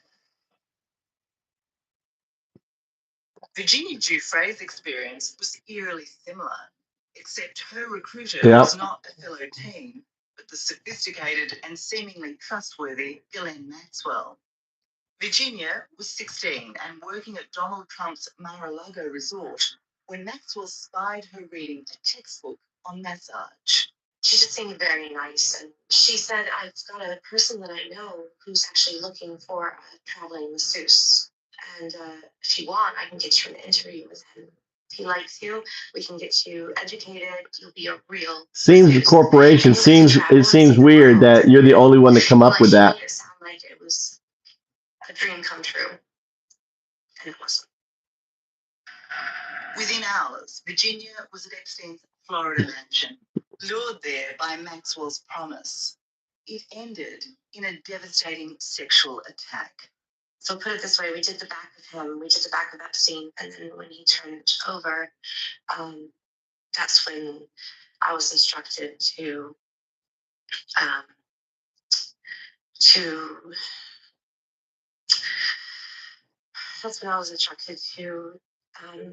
get undressed. And why would it do that, corporation? Why? Well, Ghislaine Maxwell was participating as well. Maybe the first part's wrong. Take a moment. So you were abused by both of them? She killed herself 3 months ago. Yeah, I was abused by Ghislaine and Epstein. I don't mean to sound sexist in any way, shape, or form, but I expected it from a man, but I didn't expect it from a woman. And yeah, I think that's what I said.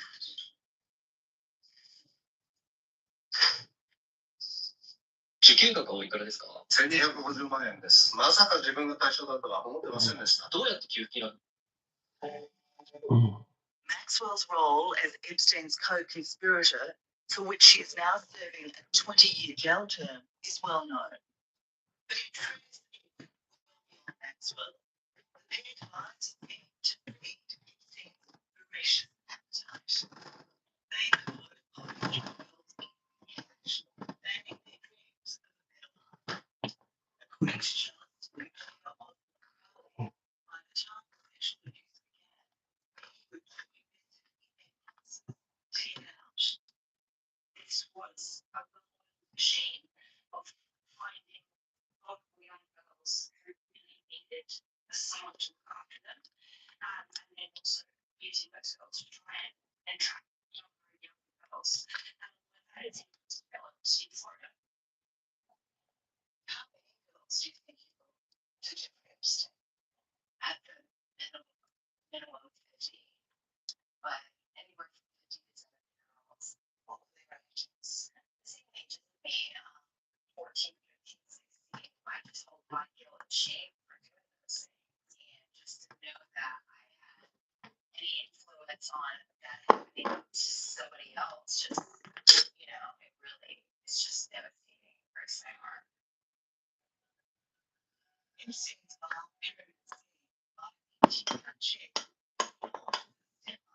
one of his teenage victims, called the police department.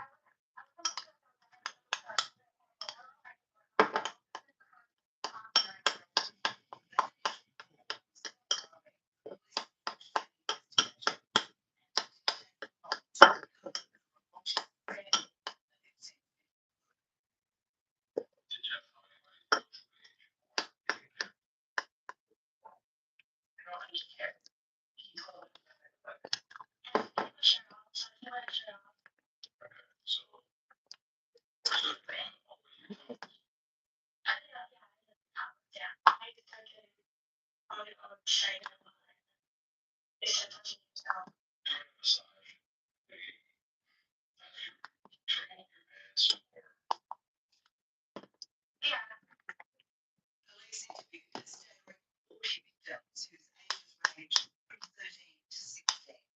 Their accounts were shocking enough. But what they found in Epstein's home was a creepy insight into his secret life.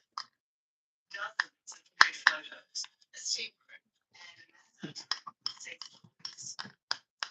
Among the damning evidence were phone message pads, clearly showing tradie young girls, scheduling them for massage appointments, and flight logs listing girls being transported aboard Jeffrey's private plane, dubbed the Lolita Express.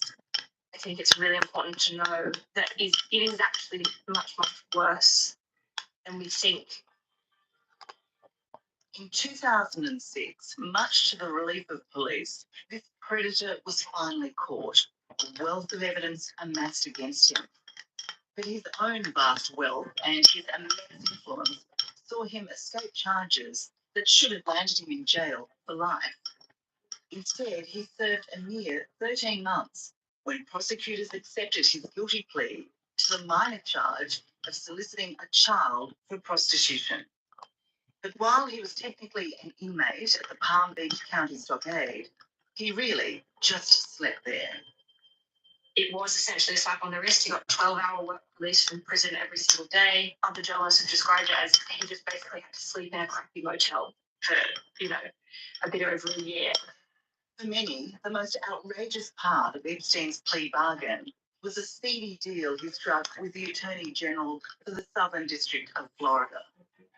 It gave Epstein and any alleged co-conspirators, known or unknown, immunity from further prosecution, supposedly forever. Worse still, none of his victims were told about the deal. How do you feel about that? To be sexually abused by a man and have the government know, and then actually, co-conspire with the perpetrator to make sure nothing happens to him. It's just so. My personal opinion. I was eating. Is, I was eating. I forgot to have my headset on. My bad. Thanks a lot, Gary. I Ray think Hot. that there was a lot of people involved in this underage minor sex ring that they were running, and I think everybody wanted it to go away. So you believe that there was a conspiracy at play here? Oh, absolutely. It really is a sordid story, everything that happened in Florida, and the fact that authorities did know, did arrest him, did charge him, and he still was able to continue. And according to Virginia Giuffre, the abuse didn't stop with Jeffrey Epstein and Ghislaine Maxwell. She was not just their sexual plaything. She was now part of their international sex trafficking ring, lent out to whomever they liked. I was trafficked to other billionaires. I was trafficked to politicians, professors, even royalty. It was the elite of the world. It was the people who run the world. It was the most powerful people in the world. 飲食店、美容室、整体院、各種サロンなど店舗経営をされている方、学習塾、語学、書道、音楽などの教室運営をされている方で3年以上やられている方、今日の内容必見です。あなたが今までやってきたことを全てまとめ上げて、それを人に教える仕事をしてみたい、そしてそれを高単価で販売したい、そう思われている方に、今日は大事な3つのポイントをお伝えします。What nonsense is this 最 here? 初に一番大事。It's all right, Sith. No, he was right. Ghislaine was this sort of very exotic, glamorous figure who would drop in and, to be honest, name drop a lot of famous names that she'd been hanging out with. We heard about Bill Clinton and sort of all sorts of other people. And we also Elon. knew that she was very good for hanging out with. We heard about Bill Clinton and sort of all sorts of other people. That was Elon, look. And to be honest, name drop a lot of famous names that she. There's Trump, Elaine. Who's that woman? Been hanging out with. There's Clinton. We heard about Bill Clinton and sort of. There's Elon. There's Elon.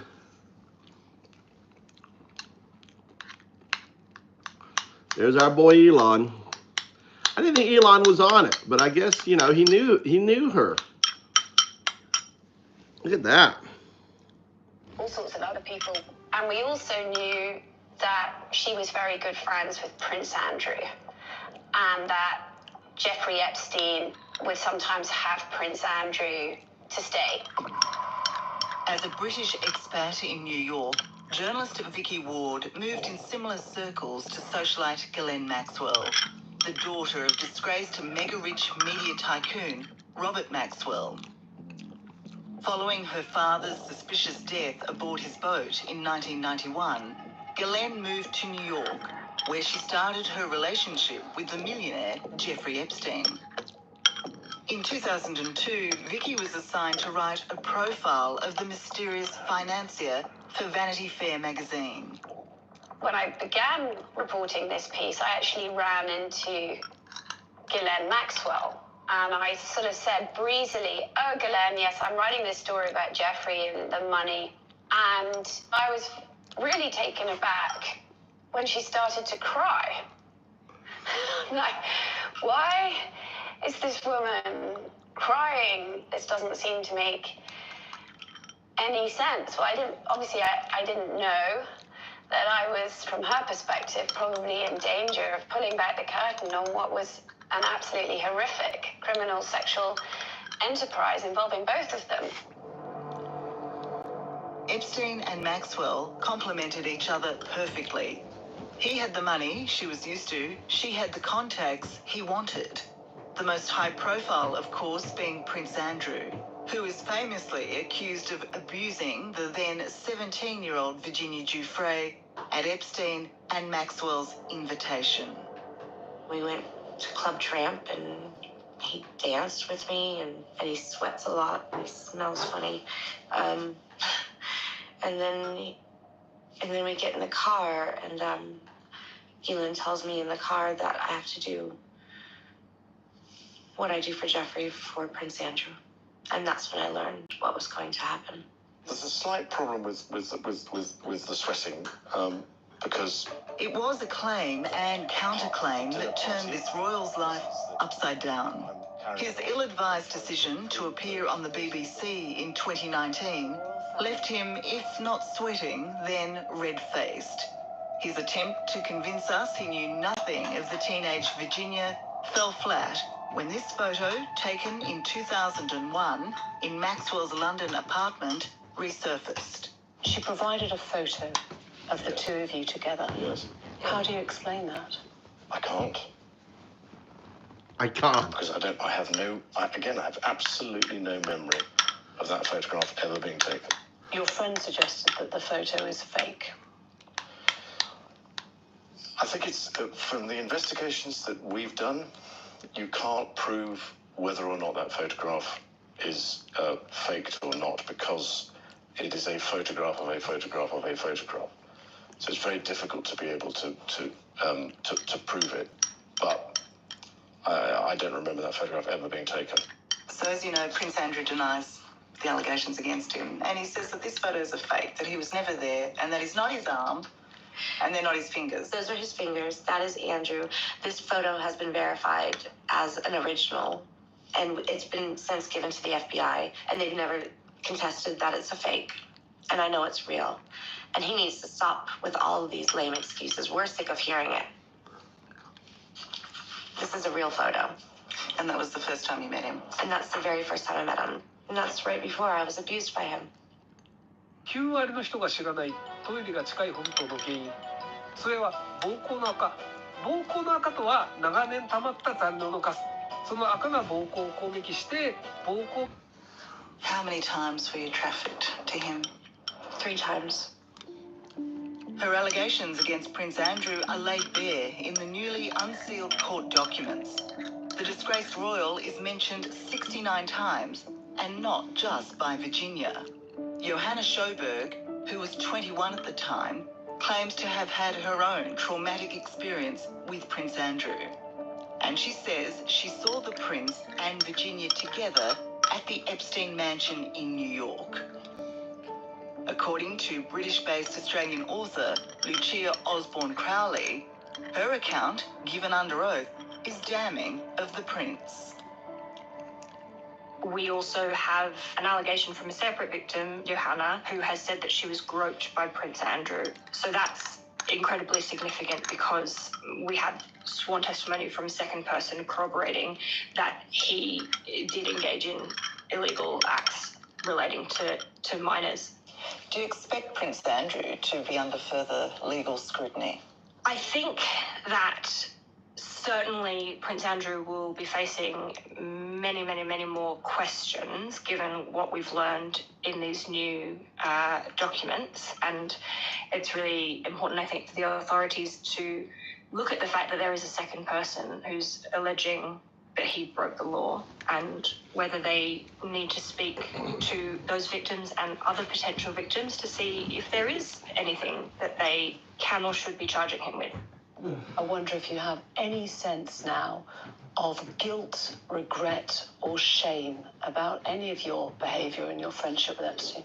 As far as my association with him was concerned, it had some seriously beneficial outcomes in areas that have nothing to do with what I would describe as what we're talking about today. Prince Andrew has since found regret, but continues to deny all the allegations levelled at him. He settled with Virginia Jeffery on the eve of their civil trial in 2022, reportedly for more than $15 million. In settling with her, the prince likely thought the saga was over, but the release of these latest documents once again raises questions for him and many other Epstein associates. Those are very, very wealthy, powerful people, and so far they've escaped without many questions being asked of them. Billionaire financier Jeffrey Epstein has been arrested, charged with sex trafficking involving underage girls. He could face up to 45 years behind bars. It was a prized catch. In 2019, the roar around Jeffrey Epstein's sex trafficking ring was so loud, police were forced to act. Neatly befitting the lifestyle of a jet-setting millionaire, Epstein was nabbed on his private plane as he landed back in the US from Paris. For his most outspoken victim, Virginia Jeffery, his arrest was a gift more than 20 years in the making. I never thought it was going to happen. I honestly thought he was just going to continue to get away with it over and over and over again, just like he proved so many times. So yeah, it was like Christmas in July. Big time. But the expectation that Epstein would finally face his crimes was dashed when he was found dead by suicide in his jail cell a month later. Disgraced financier Jeffrey Epstein has taken his own life. The bombshell development, raising many new questions. With Epstein dead, the charges against him were dismissed, denying justice to his many victims. And his co-conspirator, British socialite Ghislaine Maxwell, became the most wanted woman in the world as she went on the run. So the idea that this woman could be involved in something as depraved and horrific as this, that was mind-boggling. As journalist Vicky Ward and the rest of the world watched on in fascination, Ghislaine was tracked down to a luxurious New Hampshire hideaway after eluding police for a year. Today we announced the arrest of one of the villains in this investigation. This day to me has been like one of the best days of my life. I have not stopped smiling and crying happy tears. And I'm just, I'm elated to know that she's where she belongs. Immediately upon Maxwell's arrest, Virginia spoke for all the victims of the sex trafficking ring. She Branson ruined too, so yeah. many lives. She belongs in jail. You want to hurt kids? That's where you go. In 2022, Maxwell was convicted on 5 sex trafficking counts. The then 60-year-old sentenced to 20 years in jail. She has lodged an appeal which will be reviewed in March and continues to claim her innocence from jail, as she told her brother, Kevin Maxwell. Everyone was always asking who is the real G, who's the real Ghislaine. It's definitely not the person's portrait. I feel completely divorced from the person that Spokes, who's Spokes? reference and talk about. And so the biggest misconception of you? That I'm the cruelest, meanest, horriblest person who's committed crimes. Yeah. And I mean, I literally haven't seen any details that are accurate. Lucia Osbourne Crowley was one of the few journalists granted access to the court to report on Maxwell's Yeah, he was saying that it wasn't a suicide. Federal sex trafficking trial. We don't know that. He was pushing a narrative which we don't know. Was incredibly confident, and I certainly got. Or he was saying it was a suicide. It wasn't the other way around. And certainly no remorse. Certainly no remorse. She basically said that she was sorry for the damage that Jeffrey Epstein had caused them, and that's all she said. With Maxwell behind bars and Epstein dead, This case appeared to be resolved, but the recent release of these court documents shows how little we still know. You're saying a bunch of crazy shit, There are so dude. many names that we are left with question marks about. What was his appeal? Why did some of the most powerful men in the world flock to him? What was Bill Gates doing around Jeffrey Epstein? I'd love to hear from Bill Clinton what he saw in Jeffrey Epstein. That would be great to What's know. like Scientology? In all, more than 150 names have been linked to the disgraced millionaire. I never But said. apart from some denials of any smokes? wrongdoing, the silence from those identified has been deafening. We've got evidence Nice. of Nice, I should another people, account. naming very, very powerful people who would have been in a position potentially to do something about what was going on here. And instead we had a sex trafficking ring that went on for at least 2 decades, possibly 3, with almost complete impunity. And so that's the point that I think You were really saying he committed suicide. scale here is that not the splashiness of these names, but just how many there are, just how many people there are that victims pointed to say, this person can corroborate my story, this person can be a witness, this person met me on the island, this person saw me. Why do you have so many Those are accounts, very, very Knight? wealthy, powerful people, and so far Smokes. they've escaped without many questions being asked of them. We'd have to assume that they're just running from this as far and as fast as they can. この黄色い督促状が一回でも家に来たことあるっちゅうやつに朗報やこんなん Yes, well, I mean, I've been quite surprised at the silence over the last couple of weeks, if I'm completely honest. Well, we don't know I would that. have thought that at least some of these You people can't push out that would have felt an opinion obligation if we don't know that. to do some There's no explaining. proof. At the very His brother. with The Jeffrey thing is, Epstein right? raises questions of judgment. Yeah. His brother and the doctor who examined him after his death both said it wasn't suicide. So how can you say it's suicide? No, you're pushing a false narrative. You can't say it wasn't. You can't say it was suicide. He's still alive. Joe's probably right. We don't know. Well, there's a body. There was a funeral. Good for having hung out with Jeffrey Epstein, now knowing everything that we know. Whether or not they should be held accountable as to whether or not there was any criminal activity. And obviously, we just don't know. One has to hope that because we now know so much more, that there is so much public scrutiny on this, that the wheels of justice will turn in a way that they definitely didn't for a very long time. When the doctor of the brother and the pathologist examining the body, right, dude? All right. When the brother's doctor, who had to go and identify the body, and he brought his own doctor, who did the autopsy, and the doctor doing the autopsy, right? Autopsy. I can't fucking speak. Both come out and say it wasn't suicide. You can't say it was suicide, dude.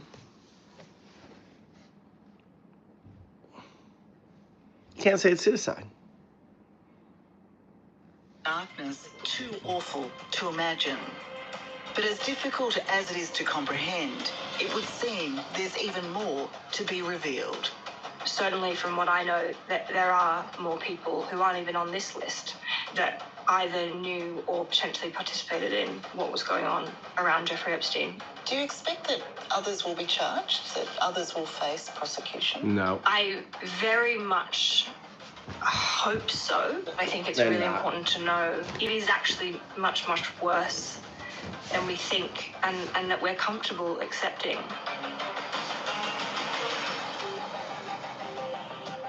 There's Trump, there's Clinton, Trump and Clinton. There's Prince Andrew, Elaine. Hello, I'm Tara Brown.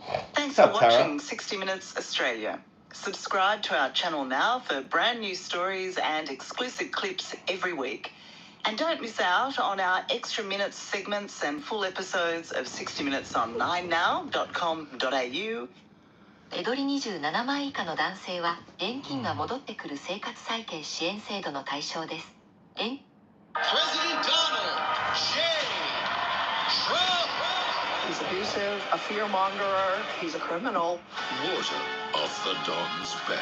I only want to be a dictator for one day. Scandal after scandal. This is a man who's facing 91 criminal charges. So it's a bunch of baloney. But it's only making Trump Rockstar superhero president. even more triumphant. He's a cult leader. He does want to make himself into a king. There you go. You have to wonder if, politically at least, Fucking Dottie. All right.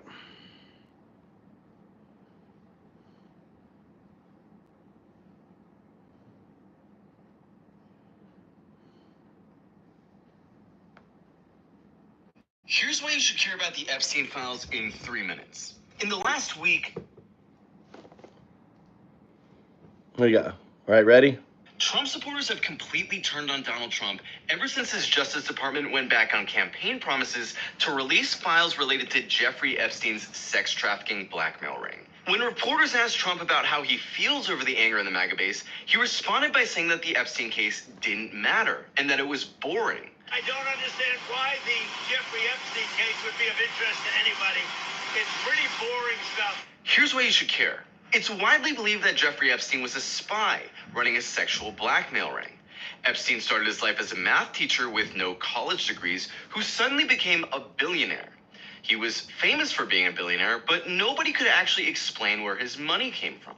He was known to have multiple passports, and despite claiming that he was just a financier, he was somehow friends with heads of state and royalty. Not only did he throw parties with these people, but his victims, like Maria Farmer, say that his mansions where he threw these parties were all rigged with cameras that recorded his elite guests committing sexual crimes against children. In 2008, more than 40 victims came forward against Epstein, and he pleaded guilty to soliciting underage prostitution. Despite this, Epstein only got a 13-month sentence where he was allowed to leave the jail for 12 hours a day to work from his home office. Alex Acosta, a former U.S. attorney, said that he was told to back off a federal case against Epstein because Epstein, quote, belonged to intelligence, something also alleged by Dan Bongino, Trump's current deputy FBI director, who said he was an intelligence agent for a Middle Eastern country. Epstein's right-hand woman, Ghislaine Maxwell, was the daughter of billionaire publisher Robert Maxwell. Robert Maxwell was a huge supporter of Israel and was widely rumored to be an Israeli spy. And it didn't help these rumors when, upon his death, Robert Maxwell's body was flown to Israel and buried at the Mount of Olives, one of the most sacred burial sites in Judaism, where, despite being British, he received an Israeli state funeral. Epstein himself was a close friend of former Israeli Prime Minister Ehud Barak and invested millions in his tech companies. And it's also widely known that he worked closely with ultra-Zionist billionaire Les Wexner, who's widely believed to be Epstein's source of wealth. The point is that Jeffrey Epstein was super suspicious, and that it's very likely that he had videos of high-level politicians committing unspeakable crimes and was using them to blackmail our leaders on behalf of a foreign intelligence agency. Jeffrey Epstein was close friends with Bill Clinton, Prince Andrew, Alan Dershowitz, Bill Gates, and of course, Donald Trump. And it's very likely that the Trump administration is now covering up the Epstein files because it can not only compromise Trump himself, but also scores of politicians and reveal that they're merely puppets being blackmailed by malicious actors. Here's why you should care about the Epstein files in 3 minutes. In the last week, Trump supporters have completely turned on Donald Trump ever since his Justice Department went back on campaign promises to release files related to Jeffrey Epstein's sex trafficking blackmail ring. When reporters asked Trump about how he feels over the anger in the MAGA base, he responded by saying that the Epstein case... Newly uncovered metadata reveals that nearly 3 minutes of footage were cut from what the U.S. tuned out in those 3 minutes of complete dead air. Nobody tuned out. But 3 minutes is a long time. For instance, I'll give you a little behind the scenes for your old pal Ann here. I made a human being in less than 3 minutes. In fact, if you put the time together of the both times that I used to make 2 human beings, both of them combined was also under 3 minutes. So you can make a life and perhaps even take a life in that span of time. I'm just saying, just talking from personal experience here. Wired comes out with a story today. There's actually 3 minutes of missing footage from the Jeffrey Epstein prison surveillance video. 3 minutes.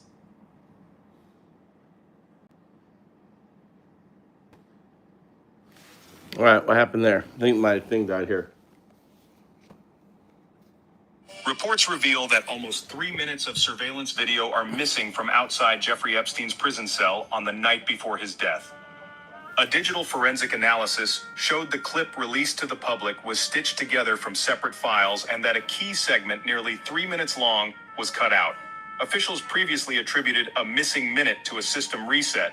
This is what it looks like when In February, I did an interview on Fox, and it's been getting a lot of attention because I was asked a question about the client list, and my response was, it's sitting on my desk to be reviewed, meaning the file along with the JFK, MLK files as well. That's what I meant by that.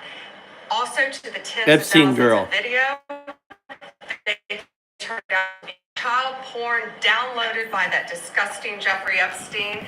Child porn. They were never going to be released, never going to see the light of day.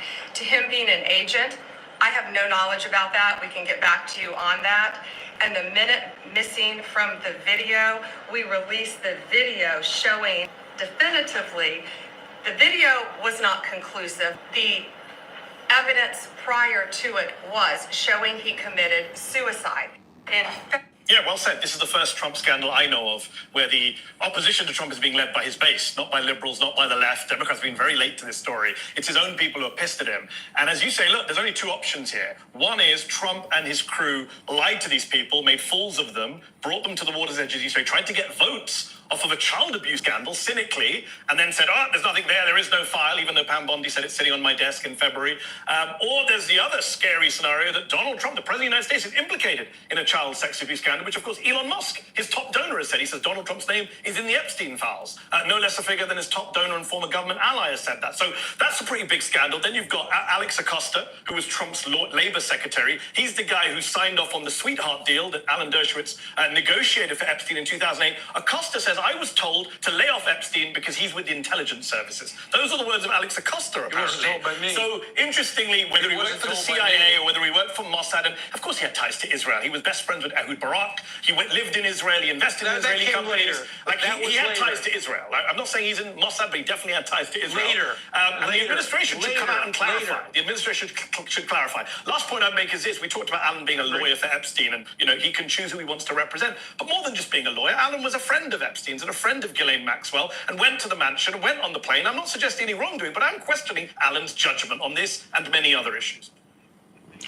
So the president of Harvard was a friend. Professors were friends. Bill Gates was a friend. Jeffrey Epstein attracted a great many people. He used to have these seminars. Nobody knew he was doing anything wrong. Nobody knew he was doing anything wrong. Once people found out he was accused of doing things wrong, they terminated their relationship with him. So this is so bullshit. He's on the plane with teenage girls. He's on the manifest with fucking teenage girls. These people just fucking lie. Just lie. Fucking just pieces of shit. Just lie. Right? There is no time. Okay. Period. Have you ever been to the past? Or the future? Thought. Past is thought. No. You think of the past, but you think of the past now. Have you ever actually been to the place called the past that you think about? No. It's not possible. Nobody's ever been there. It's a belief. It is possible. Quantum. All take for granted.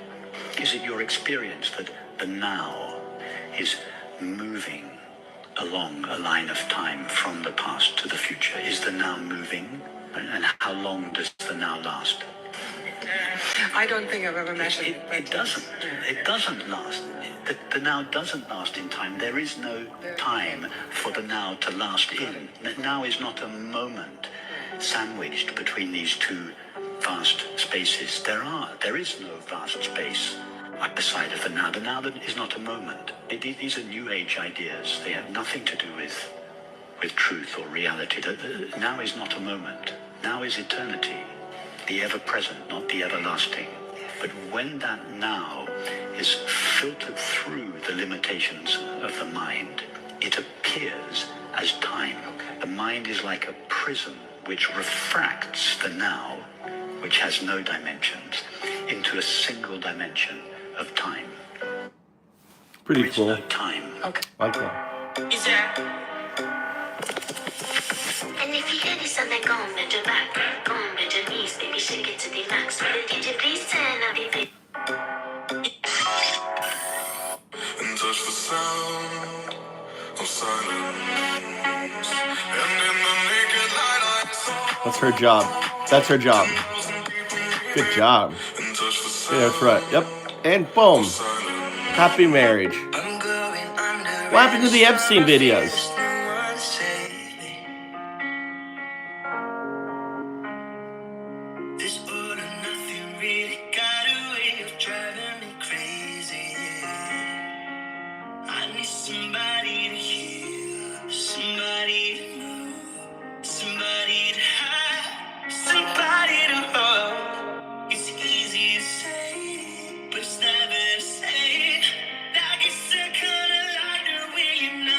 He's good.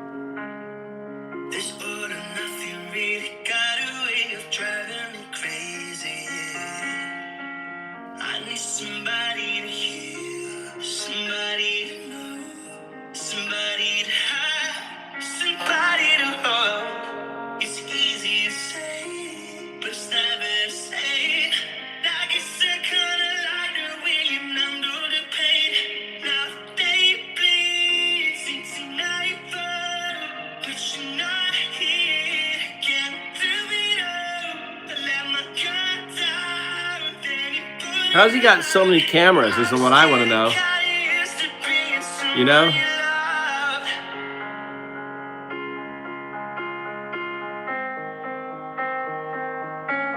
How's he got too many cameras? I guess he's just got one view and then he zooms in on the view on the guy. Then he's got his main view. He's zooming in on the guy. Then it zooms in on him.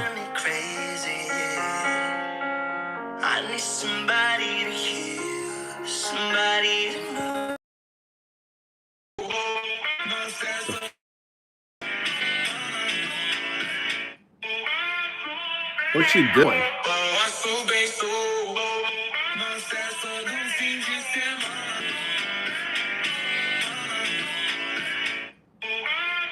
I don't get it. Is she dead? What happened to her? Did she die?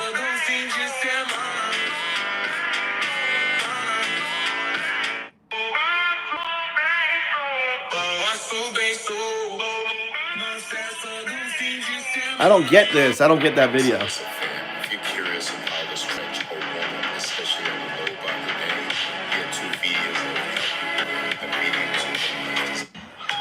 the What happened, Tom?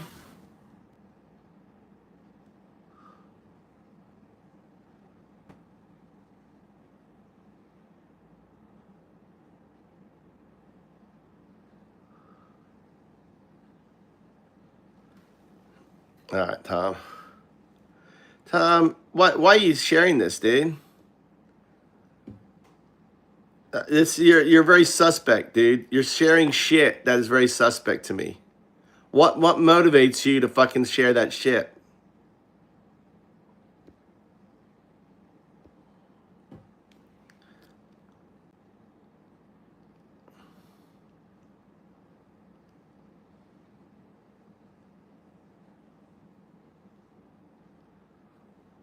What does that have to anything?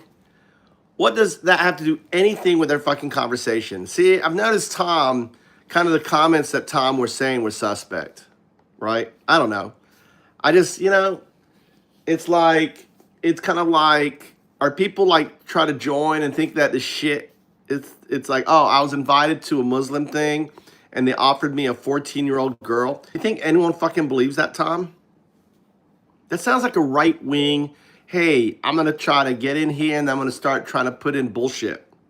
I don't know. Anyone else? Then am I alone in that? Wouldn't that kind of weird? Am I alone? Or wasn't that weird? That comment out of nowhere, all of a sudden?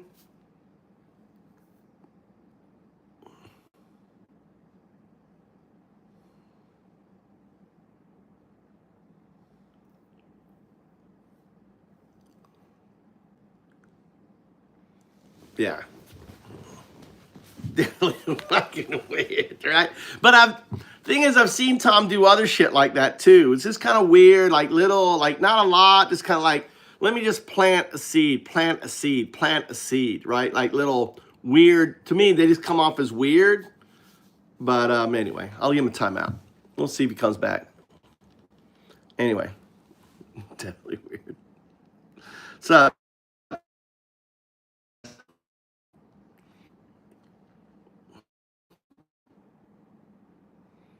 I was like,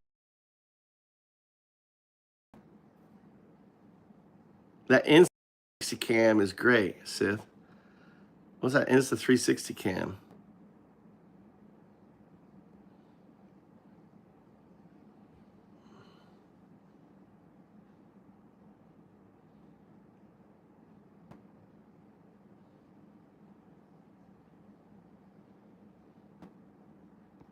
Yeah, I don't know. Anyway, feel bad. Look at this funny thing.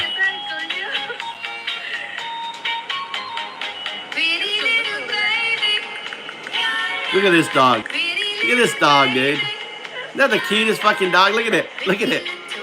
Little Shiba Inu. Look at it. It's like, oh my God. Look at this dog. Look at it, how it runs. Just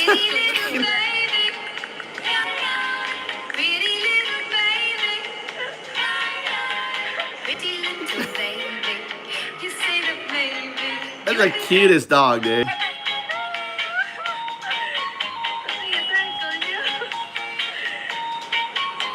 Japanese dog. That's a Japanese dog. Cause in between between the illegal retail sale and Mexico's in Mexico, and I sure don't think that they've come anywhere close to establishing aiding and abetting liability. I've already explained why I think there are multiple independent crimes after the retail sale, in addition to smuggle across an international border and the murder and mayhem committed independently by cartels in Mexico. To me, that is more than sufficient to break that chain. But in any event, I think that their theory of aiding and abetting liability is equally far-fetched. I think this is... So with reference to aiding and abetting, could you just explain to me the sort of structure of this industry? Who are... cause in between between the illegal retail sale and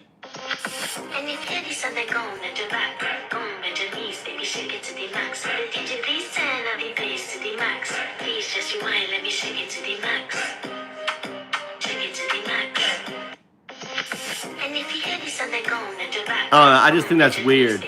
I don't care if you're whatever.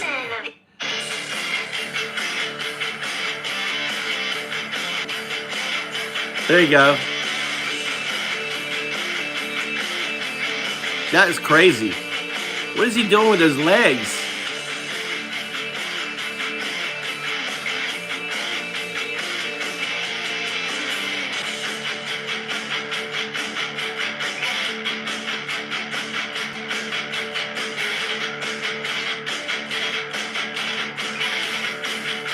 Sith, I want to see a video of you doing this. Look at this shit, dude. Imagine you went to a rock and roll concert and you saw some rocker doing this shit.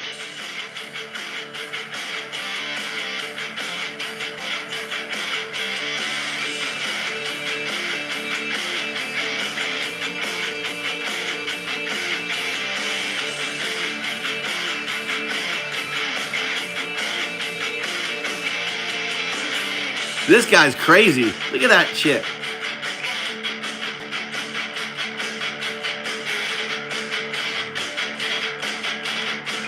Where are they in? Are they in like a parking garage or something? Look at this guy. Look at this.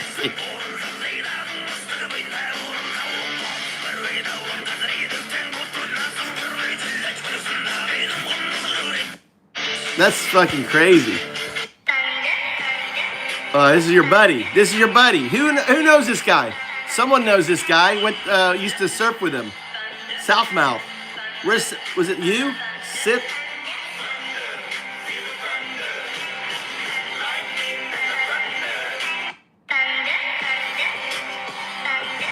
I know I should sleep, but the voices in my head go.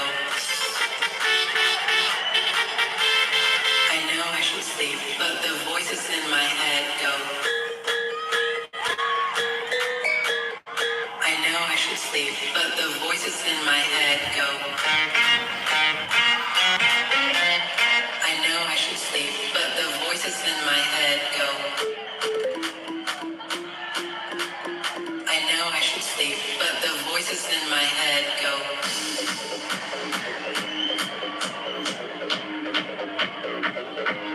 I used to go to rave. Any of you guys went to raves? Right.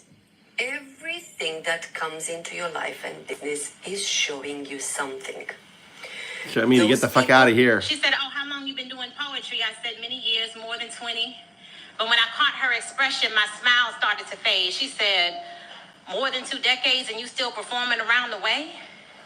I at least thought you'd been on Broadway or a national stage." My nostrils fled.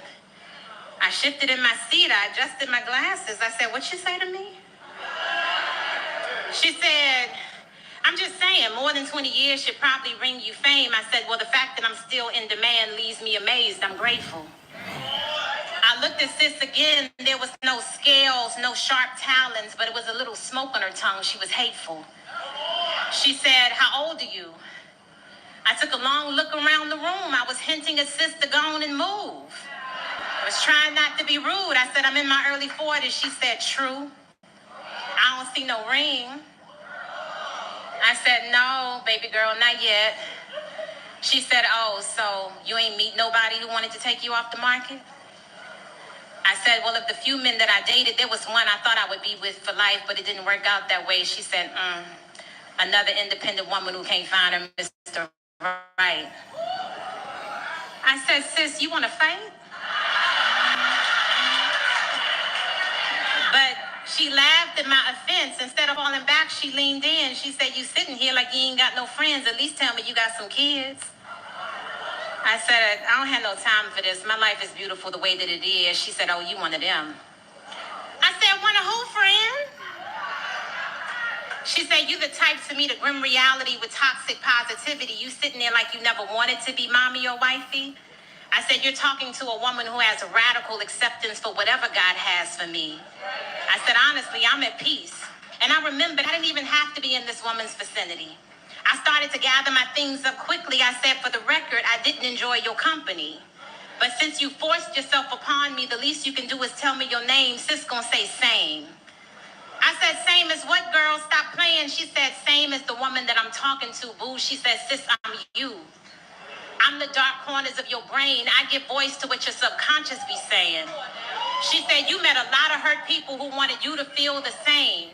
You used to ignore it, but now in the quiet corners of your day, you start to regurgitate all of the negative things they used to throw your way." And she said, "Look around, sis. I'm not even here. But I'm glad that you can hear your inner thoughts really are that rude. You need to get to therapy and get them people's opinions up off of you. Because I know your life is beautiful, but the question is, do you?" She said, "Right now, you sounding like your own biggest hater. And I wanted you to know that until you let their opinions go, you are the only dragon that needs slaying." Thank y'all. That's pretty good. That's pretty good. That's pretty good. What do you guys think? You guys did you understand any of that, what she was doing? Or was her own self-conscious talking?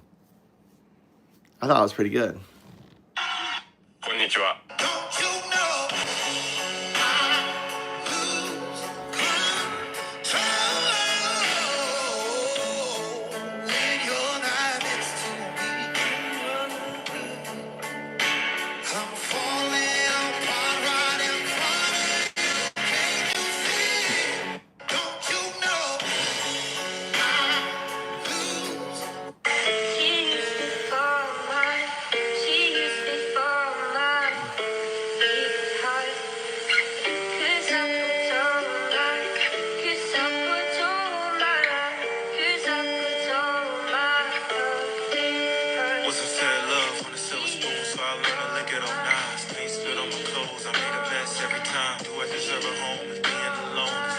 The president won.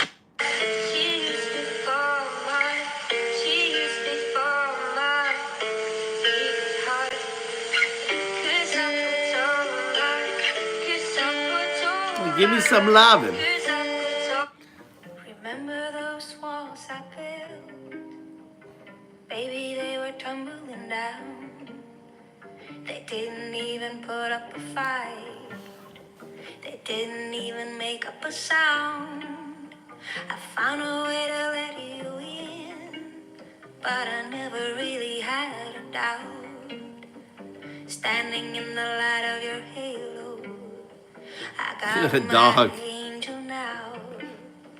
It's like I've been a weekend. Every rule that you break. At the end of the day. Nah, it's the end of the day. They're all gone to bed. They get up late at night. They've all gone to bed. It's like they come home from the bar. They're all crashed out.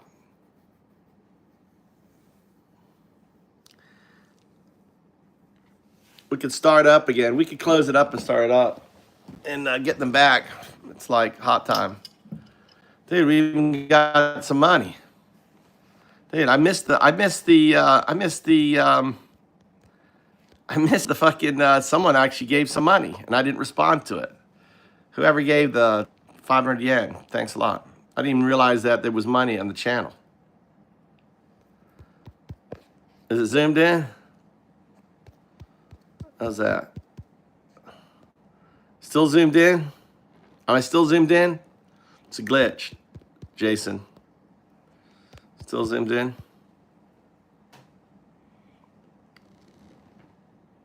I made it worse.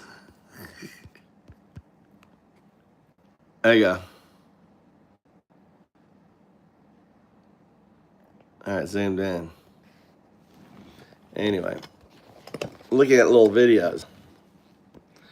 Look at little videos here. This is funny. Watch this.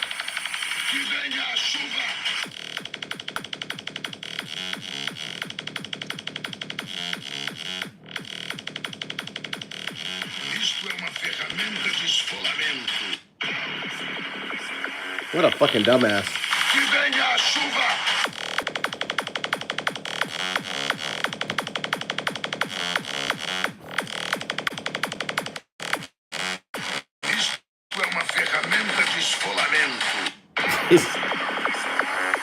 Why would you? All right, this is what I, all right. You guys know I'm a hornet expert, right? I have my own, I do the giant hornets, right? Those are just little fucking hornets there. Dude, but why would you go? I mean, the hornets are up on a light post way out of the fucking way. They're not going to do anything.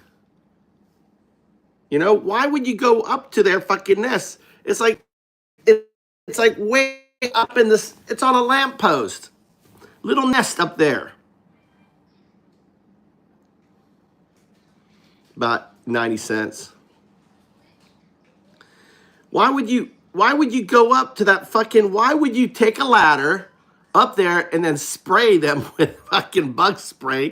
Thing is gonna kill them immediately. You better have a flamethrower, dude. This is fucking dumb. It's like, oh my God, there's some hornets way up there. Let me get on my bucket truck and let's go spray. Fucking, let's watch this guy again. Fucking hilarious. This is fucking hilarious. And he's like, oh shit, it's all over me. Oh shit, and there's nowhere for him to go. Done. You know what you're cooking? I'll put your list up there. Your calendar. Your calendar on the thing.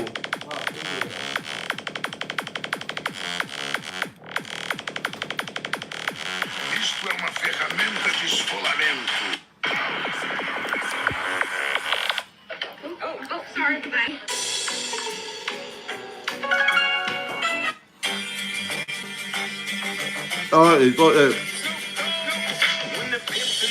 Hey, watch these videos. They're fucking good. The skill, dude. The skill.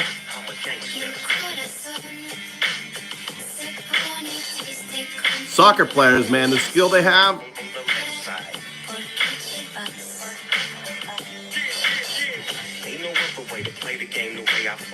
I don't know who that is. Who is that? Anyone know who that is?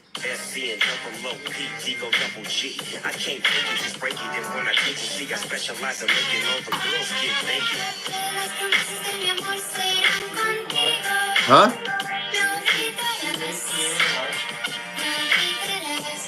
I made what? You make Korean rice? No. This Oma made it? That there? Yeah, I made that, but it's not curry. But you can use it as curry. You can put it on your rice. I was putting it on my potatoes. It was good.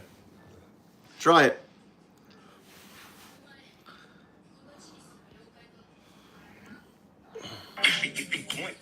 Marcelo? That's Marcelo? It's so good.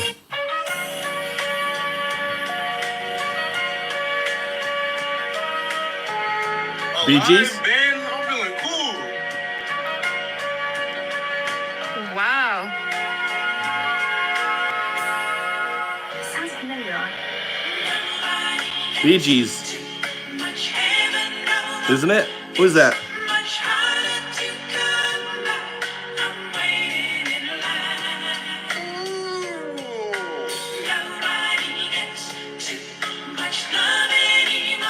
Like, none of these people know who this is.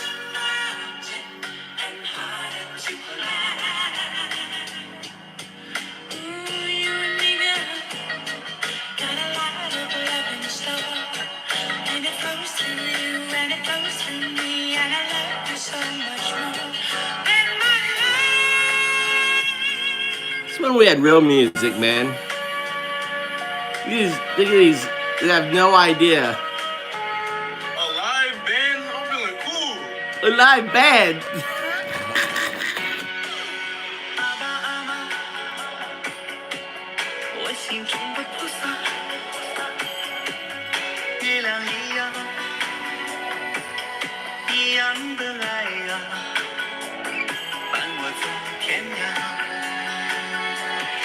He gave it to the what? Is that his wife? What do you think? That's his wife. Or is that his daughter?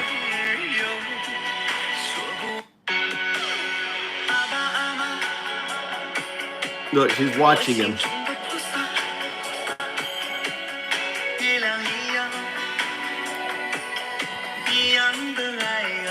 Oh, Bee Gees. That's right, the Bee Gees. Thank you, Seth, the Bee Gees. Obama's been caught directly. So people say, oh, you know, a group. It's not a group. It's Obama. His orders are on the paper. The papers are signed. The papers came right out of their office. They sent everything to be highly classified. Well, the highly classified's been released. What? And what they did in 2016 and in 2020 is very criminal. It's criminal at the highest level. President Trump today calling out former President Obama after DNI Tulsi Gabbard sent a criminal referral Trying to the to DOJ get related to her claims that Obama-era officials manufactured and politicized intelligence to create the Russia collusion narrative in 2016. This guy just sits here like black guy just plays videos. They had great confidence in. This guy just sits here like black guy just. I wonder who that is. That guy sounds cool. Russian interference. That guy sounds cool. And Russian interference. That guy sounds cool. In which we had very high confidence in the evidence that we presented. Gabbard also teeing up that there will be more. What's going on? Ahead of that, here's what we've learned so far. December 7th, 2016, the assessment reiterated that Russia did not tamper with election infrastructure. Oh my God. Did not tamper with election based on new guidance. This guy's really cool. With a convener with election based on new guidance. This guy's really cool. Suspicious. What is it, y'all? Suspicious. What is it, y'all? Details around her disappearing. She is no longer with us.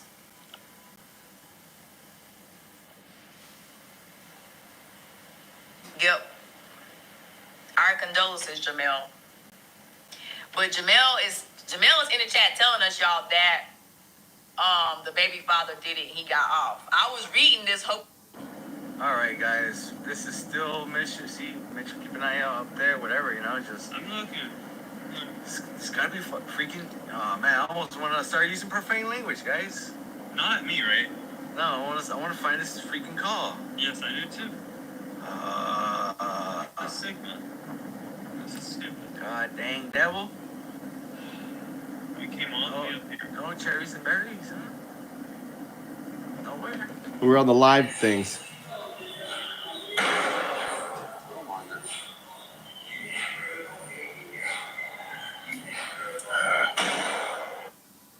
Not getting these deals. I just think we got to talk about the big picture here. If you're a foreign, I mean, Howard.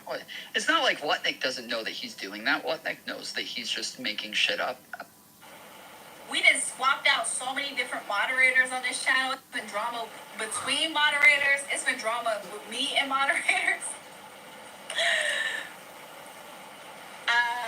She not serious. This is one of the best tarot live streams. Do you know the song? I think I do know that song. But yeah, it's been so much. Jury was on live saying she wasn't on live, all on live. But do not think. What is this guy doing? Do not think. Do not think.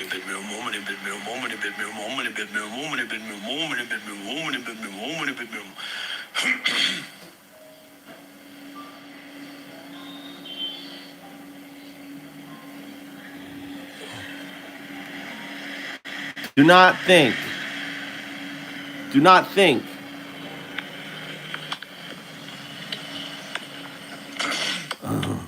What is this starfish on his? Dude, I need to get a starfish on my thing.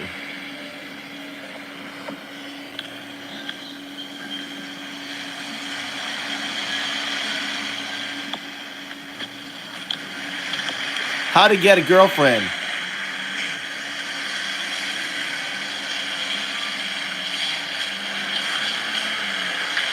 Another guy, look, there's another guy that does a pyramid on his.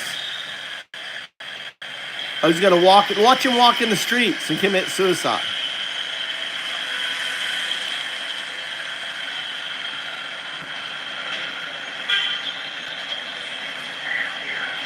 Just he can walk across the road.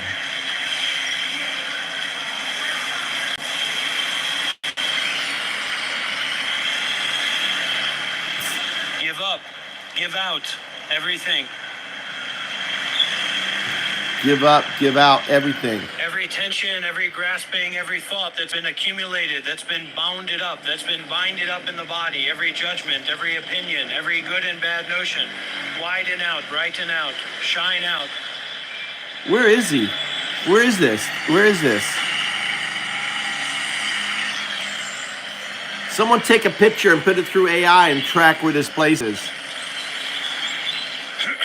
No expectation, no thinking. Beyond thinking or not thinking. Beyond holding an opinion or having no opinion. Look, you can take a picture, watch. You can take a picture like this.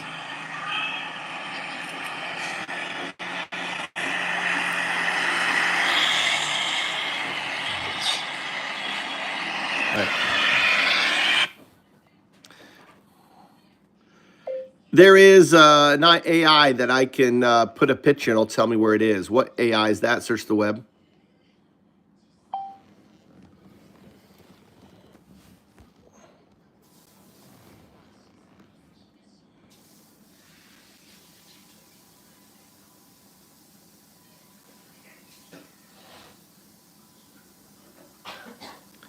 The latest 3 models, A3 and 4, can analyze visual images, zoom, crop, landscapes, and guess.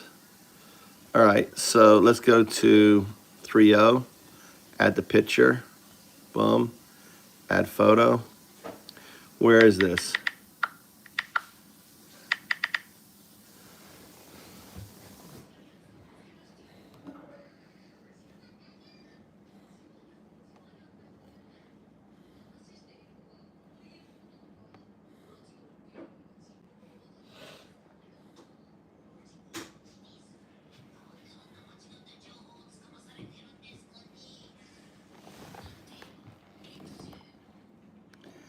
Look at this, analyzing image. Look at this shit, dude. It's looking at the picture, the name.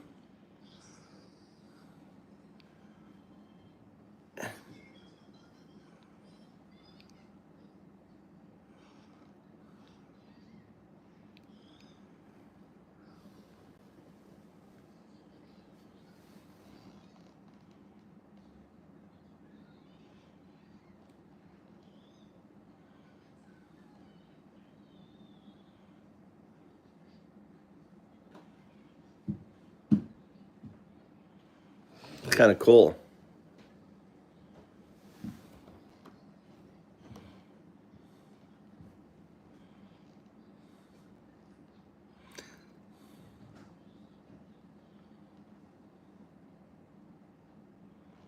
There was a lot of bikes.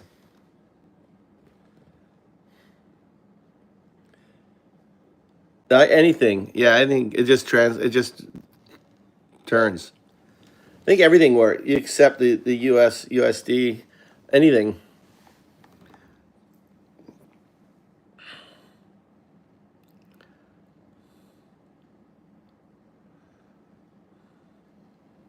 But I think that's wrong. Kim Mai. Still searching.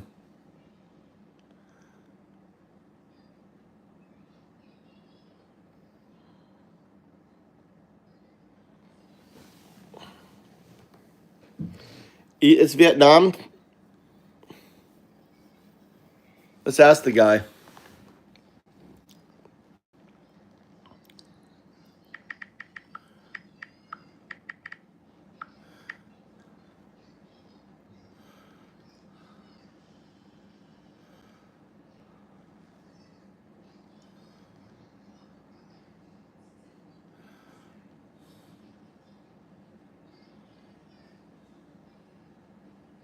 Look, it's Caleb. Caleb is one of our guys, isn't Caleb? Caleb. What's Caleb doing in here? Or the fellow practitioner or what have you, but there's a lot of people coming in that are, totally lost in the way that anyone can be lost. And so this is to be found by forgiveness, to be found by mindfulness and detachment, to be found by non-thinking.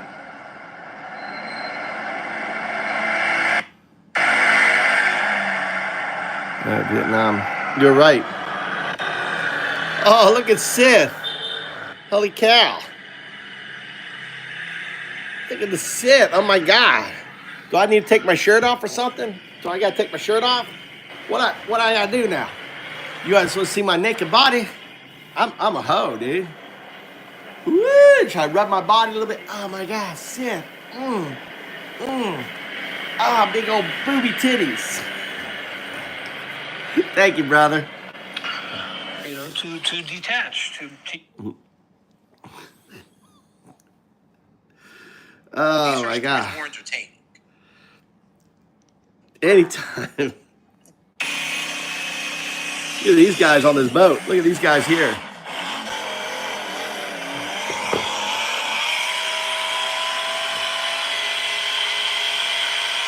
Now, I want to see the fucking boat take off in the sky.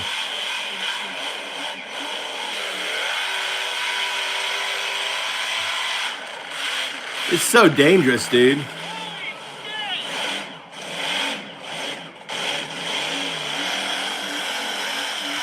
You've seen the boats?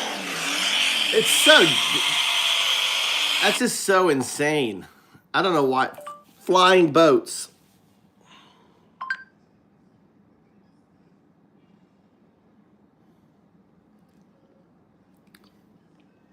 High-speed boat wreck. Like this here. Look at this shit here. I know. That's what we're stopping video as a speedboat goes airborne at 200 miles an hour. No! Oh my God! Here it is from another angle. You can see the boat flies up, then flips and spins around before crashing back into the water. The two men on board were trying to break a speed record on Lake Havasu in Arizona.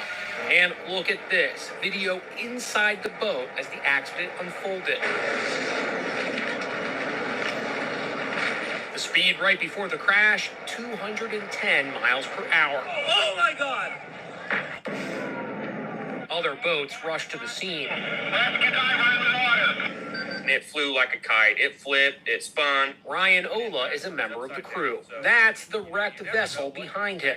It felt like it took an eternity to get to the boat and see what was actually going on. Incredibly, the two men in the boat survived. The safety capsule is designed to keep the drivers safe as possible. One walked away with a broken collarbone and some broken ribs. The other one just had a fractured knee. You could see the foot.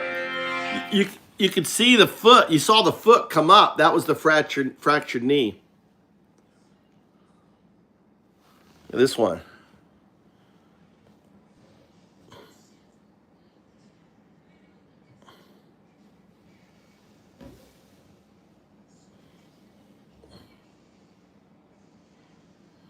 All right, y'all, welcome to the show. I got an amazing York City in the shit. early 1980s. show lined up for you today. So in just a second, I have a new Epstein bombshell when it comes to Trump. I knew they had a close relationship. I did not know it was this close. I did not know it was this depraved. Wait until you hear what Trump was actually doing with Epstein. It's going to blow your mind, and it's going to make you think, why is everybody not talking about this? So we're talking about it there. We also have a doctor on the ground in Gaza is giving updates. It's basically become a nightmare. It's become hell on earth.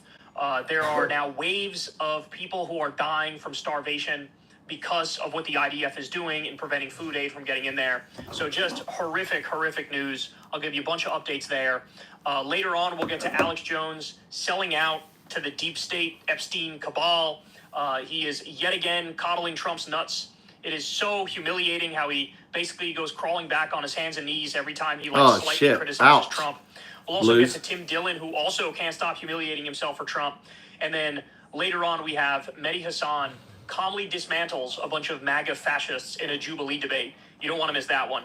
And we'll jump right into it here in just a second, guys. You guys know the drill. Everybody, please subscribe to the channel. That helps out big time and costs you absolutely nothing at all. And you, of course, can support the show on Patreon. That link is below. I've never talked to an advertiser. I'm very proud of that fact. I've never done an ad. Me neither. Super proud of that. Me neither. You guys make this show work from the ground up. And Free as you already Palestine. subscribe to Crystal Kyle and Friends on Substack. That link is below. We have a bunch of great interviews there and a bunch more coming up. You can also go subscribe to the Corin's World YouTube channel where we're dropping Kyle and Corin episodes. I believe we're going live this week as well. So you don't want to I don't need a temple. All right, now let's go ahead and dive into it, y'all. So I did a deep dive on Trump and Epstein over the weekend. And I already knew that they were close. I already knew that they were buddies. I already knew they hung out at Mar-a-Lago. I already knew they were best friends for over a decade. I already knew about certain women that said that Trump and Epstein played some sexual harassment or assault game with them, and they felt very weird about it. But I did not know how deep it really went. So let me walk you through this here. Now, let's start here. So the Democratic Senator Ron Wyden came out and gave a speech on the Senate floor, and he told us the following, that the Treasury's Epstein file details are as follows. There were 4,725 wire transfers, adding up to nearly $1.1 billion flowing in and out of just one of Epstein's bank accounts. Just one.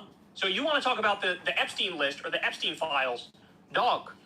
4,000 potential lines of investigation right there. Right there. Okay, let's keep going here. So Mother Jones says Epstein's little black book totals 97 pages containing 1,571 names and roughly 5,000 phone numbers. At least 38 names are mysteriously circled, including Donald Trump's. I got my hands on a copy, writes Leland Nally. I made close to 2,000 phone calls. So this was news that we had learned. I believe this is from like a decade ago from Gawker when they did some reporting. But again, this is just laying out for you how vast and extensive this pedophile blackmail network is. All right, more.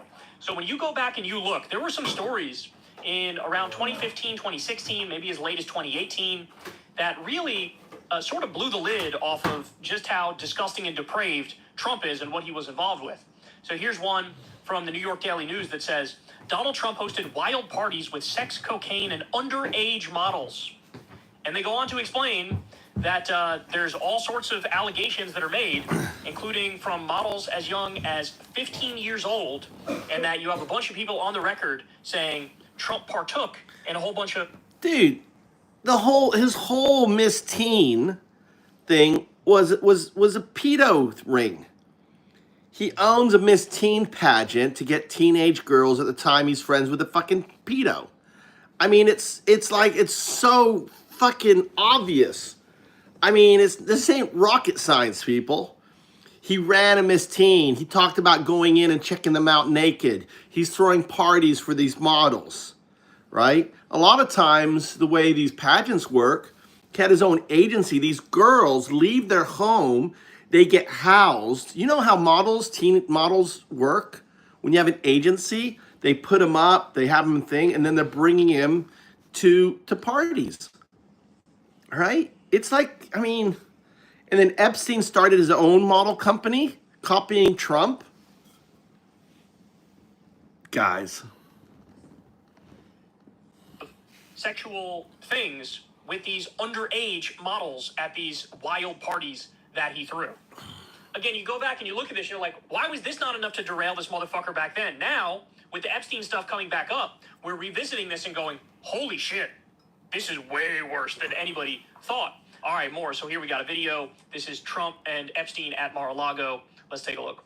Charges that Jeffrey Epstein was running a sex trafficking ring in the early 2000s that included underage girls as young as 14 years old. Donald Trump in 2002 said of Epstein, he's a lot younger, 13. He's even said that he likes beautiful women as much as I do, and many of them are on the younger side. He routinely spoke fawningly of Jeffrey. He admired Epstein's lifestyle. Your daughter, she's beautiful. Can I say this? A piece of it, too. She's actually always been very voluptuous. What does Tiffany have of Molly's? She's got Molly's legs.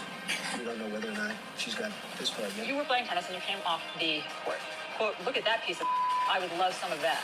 It so happened that Trump was referring to Cohen's then 15-year-old daughter. I had the impression that he was interested in younger women and that, you know, women would age out for him. Miss Teen Universe? Yeah, that's like being a Jeffrey Dahmer cooking show. We're backstage before show, and everyone's getting dressed and ready and everything else. And I'm allowed to go in because I'm the owner of the pageant, and therefore I'm inspecting it. They stated it with no question. Donald Trump is heard making questionable comments about a young girl. You going up the escalator? I'm going to be dating her in 10 years. A lawsuit against the presumptive GOP nominee alleges he raped a girl when she was 13 years old. Prince Andrew answering questions for the first time about his friendship with convicted sex offender Jeffrey Epstein. I don't know Prince Andrew, but it's a tough story. Trump has been photographed with Prince Andrew as far back as the year 2000. Ghislaine Maxwell is accused of helping Epstein sexually abuse underage girls. I've met her numerous times over the years, especially since I lived in Palm Beach, and I guess they lived in Palm Beach. But I wish her well. You know about sexual predators and things like that. I mean, You are one. All right, I was going to say that. You are one. He shakes his head and says, that's true, when he's told he's a sexual predator. By the way, we brought this up on the show the other day, but there were allegations from a 13-year-old named Katie Johnson. I believe that's an alias that she uses. But she was going to do a press conference and sort of blow the lid off of all of it in 2016. And she got these immense death threats. And so she backed off at the last second. But there were a number of lawsuits filed against both Trump and Epstein by this Katie Johnson girl, who was 13 at the time, who claims the worst imaginable crimes committed by Trump and committed by Epstein. But again, we're just getting started here. This is Epstein victim Maria Farmer. And she's going to lay out what Trump's deal was. He was flat out best friends with Jeffrey Epstein, but also one of Trump's wives, Ivana, was best friends with Ghislaine Maxwell. And she potentially was also involved in this child sex trafficking. Listen. Ivana Trump was like her best friend. And with Ivana, then, I described that, she'd be there. Tom, you don't make any money off Scientology. They work you 24/7. I watch some Scientology channels. Right? Online? I mean, on TV. She was like a QVC queen. And Donald Trump. And Donald Trump was always hanging out with Epstein, and Ivana was always hanging out with Ghislaine. Right. And Ivana, she would say, we're going to go pick up Ivana, or Ivana's going to come. And we'd ride in the car with her. And I remember one occasion where Ghislaine's like, I have to get out right now. And she went and got a number from a child, and I saw in a uniform. So Trump's wife, Ivana, said, "Stop the car now." In the car with Jeffrey Epstein and Ghislaine Maxwell. Went and got a phone number from a child wearing the school outfit. Oh, man. I don't think people are truly ready for how deep this story goes, bro. We're just scratching the surface. Wait until I drop the bombshell on you later in this segment. Knew what they were doing. Everybody who surrounded them knew exactly what they were doing. And how often, did you go for rides often with her and Ivana? Yes. And would she pick up girls all the time? Yeah. She didn't bring them in the car. She would get their phone numbers. Right. But she would drive by schools. Right. So as they got out. So would she? And what's Ivana doing at this point? What Sitting in the car. And I'll never forget because they went one day. I was really weirded out by what had happened. I was really weirded out. So I'm sorry, my phone's beeping in just give it a second. But anyway, I gotta go in a second. But I just wanted to tell you, I was weirded out when they were driving around with this. So Yolanda shut me up, gave me one of those cheap bracelets Ivana was selling on QVC, and said, "Ivana wants you to have this." And I threw it in the garbage. Wow. Here we have Trump giving the deposition for the E. Jean Carroll sexual assault case. And this is where he's asked directly about his famous moment on the Access Hollywood bus where he says, "I grab him by the pussy.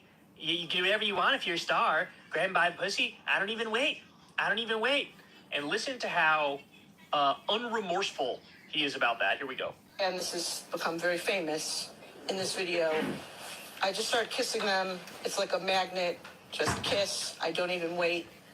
And when you're a star, they let you do it. You can do anything. Grab them by the pussy. You can do anything. That's what you said, correct? Well, historically, that's true with stars. It's true with stars that they can grab women by the... Well, that's what it's. If you look over the last million years, I guess that's been Million largely years. true. Not always, but largely true. Homo erectus. Unfortunately or fortunately. You consider yourself to be a star? I think you can say that, yeah. And now you said before, a couple of minutes ago, that this was just locker room talk. It's locker room talk. And so does that mean that you didn't really mean it? No, it's locker room talk. It's just the way people talk. Now remember, he had to pay out millions and millions of dollars over that case. All right, we have more. The Justice Department's bid to release Epstein's grand jury info comes with a huge caveat. All right, that it will seek to redact not just We're going to boxing. but other personal identifying Listen, information. Tom, I don't give a fuck about Scientology. It's a fucking scam. It's not part of this channel. To release the grand jury information, Pam Bondi released that grand jury information.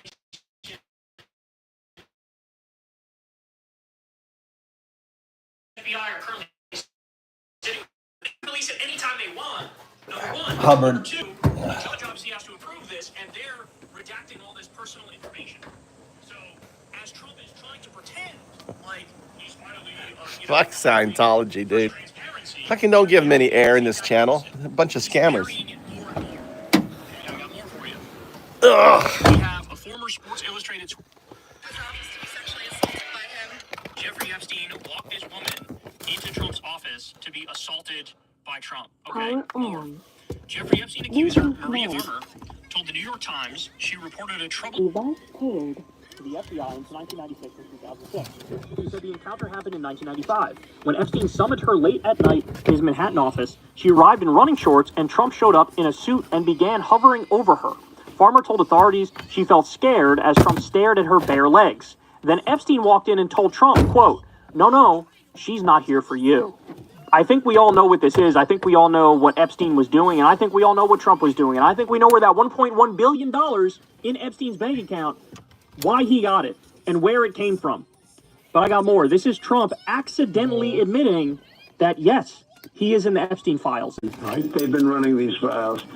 And so much of the things that we found were fake with me. And so much of the things that we found were fake with me. And so much of the things that we found were fake with me. So much of the things we found in the Epstein files were fake with me. Accidentally admitting, yeah, I'm all over the Epstein files. In fact, he flagged the FBI and said, hey, you guys got to go through all the Epstein files and remove all of the stuff involving President Trump. This is from Midas Touch here. FBI agents told to flag mentions of Trump in Epstein records, says Senator Durbin. My office was told that these personnel were instructed to flag any records in which President Trump was mentioned. Gee, I wonder why. I wonder what they're going to do with those records. Tough one to figure out. Okay, now the story gets darker and goes deeper. Ready? This just came out. Trump hosted party for young women where Epstein was the only guest, according to the New York Times. Donald Trump once hosted a party featuring young women where Jeffrey Epstein was the only other guest, the New York Times reported over the weekend. In an article titled Inside the Long Friendship Between Trump and Epstein, Alan Feuer and Matthew Goldstein write that for nearly 15 years, the two men socialized together in Manhattan and Palm Beach, Florida, before a falling out that preceded Mr. Epstein's first arrest. Part of that article contains an interesting anecdote about the party. According to the report, when Mr. Trump hosted a party at Mar-a-Lago for young women in a so-called calendar, Epstein was the only other guest. The report cites George Horanay, that's two on the note, a Florida-based businessman who arranged the event. Mr. Horanay recalled being surprised that Mr. Epstein was the only other person on the guest list. The report states, before quoting the man, I said, Donald, this is supposed to be a party with VIPs. Mr. Horanay told the New York Times in 2019, you're telling me it's you and Epstein?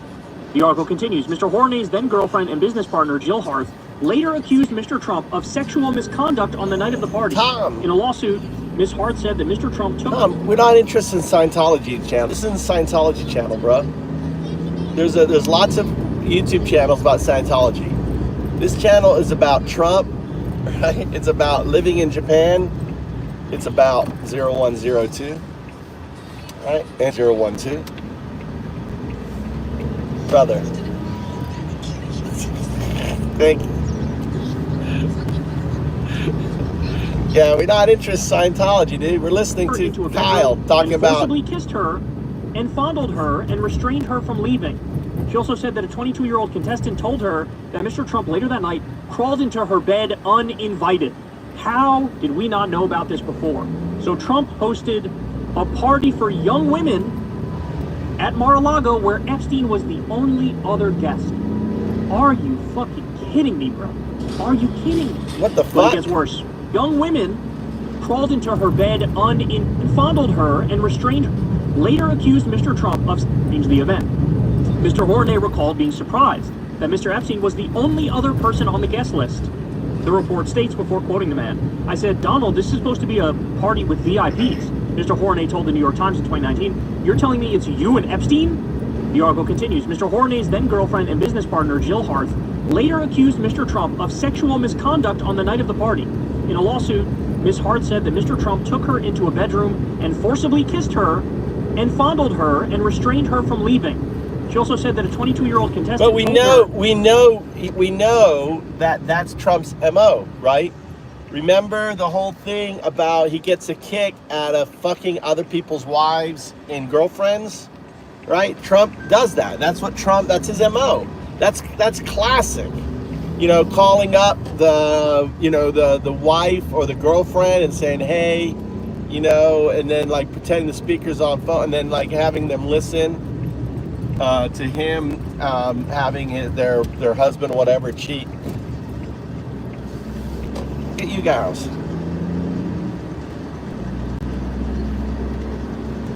That Mr. Trump later that night crawled into her bed uninvited. How did we not know about this before?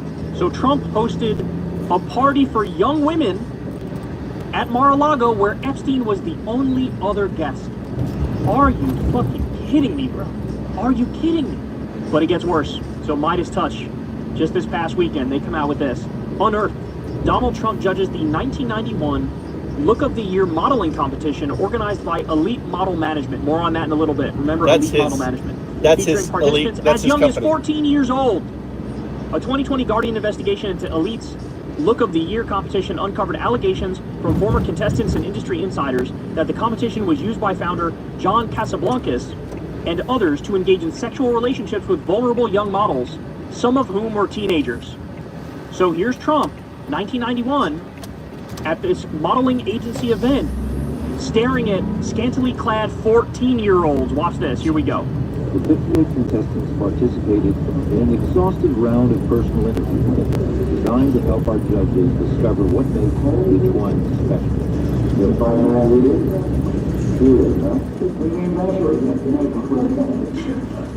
Okay. Thank you very much. The concentration was intense inside the judging room.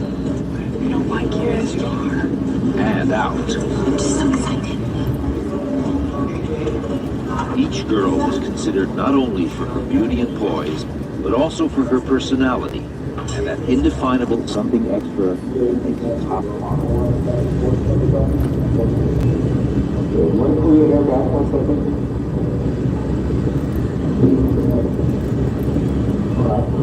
Thank you very much. Good luck with tonight. Thank you.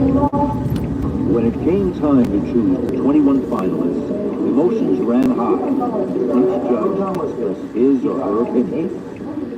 So that is incredibly disturbing. But guys, remember I told you, remember the name of these modeling agencies that we're talking about here, because guess what? Trump Model Management. So he had his own modeling agency, Trump did. Trump Model Management was a front for international sex trafficking. Epstein got some of his victims through Donald, and they shared some too. Everyone knew. Articles were written about it in mainstream publications, and Trump shut down a Senate investigation during his first term. So here we go, a Forbes article. Trump involved in human trafficking, mafia matters, probable money laundering. That was one article, that's in Forbes. The Daily Kos has an article here as well. We all knew about the sex trafficking, the untold story of Trump Model Management. More. Senator calls for Homeland Security to investigate Trump's model agency. I am extremely concerned by the claims levied. This is all old, dude. Management. Justice for Jane Doe. This shit is all old, Sith. This is old shit that's now surfacing up. People are, I mean, these are stories that were written and shit like that. Why didn't this shit come up?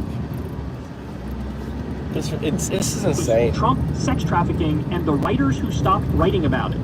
Holy shit. So I'll recommend for you guys right now, there's a Daily Kos article which came out in 2016. Quote, we all knew about the trafficking, the untold story of Trump Model Management. Go read that and your mind will be absolutely blown. We're talking about a situation here where, first of all, I mean, just stop and think about it. Imagine having a 30-something, 40-something-year-old guy, right? Imagine I went to Crystal and I said, hey, Crystal, I got a new business venture that I'm going to do. I'm going to be the head of a teenage modeling agency where I evaluate the talent. Right off the bat, that's not one red flag, that's strike one, you're out. That's red flag on top of red flag within red flag.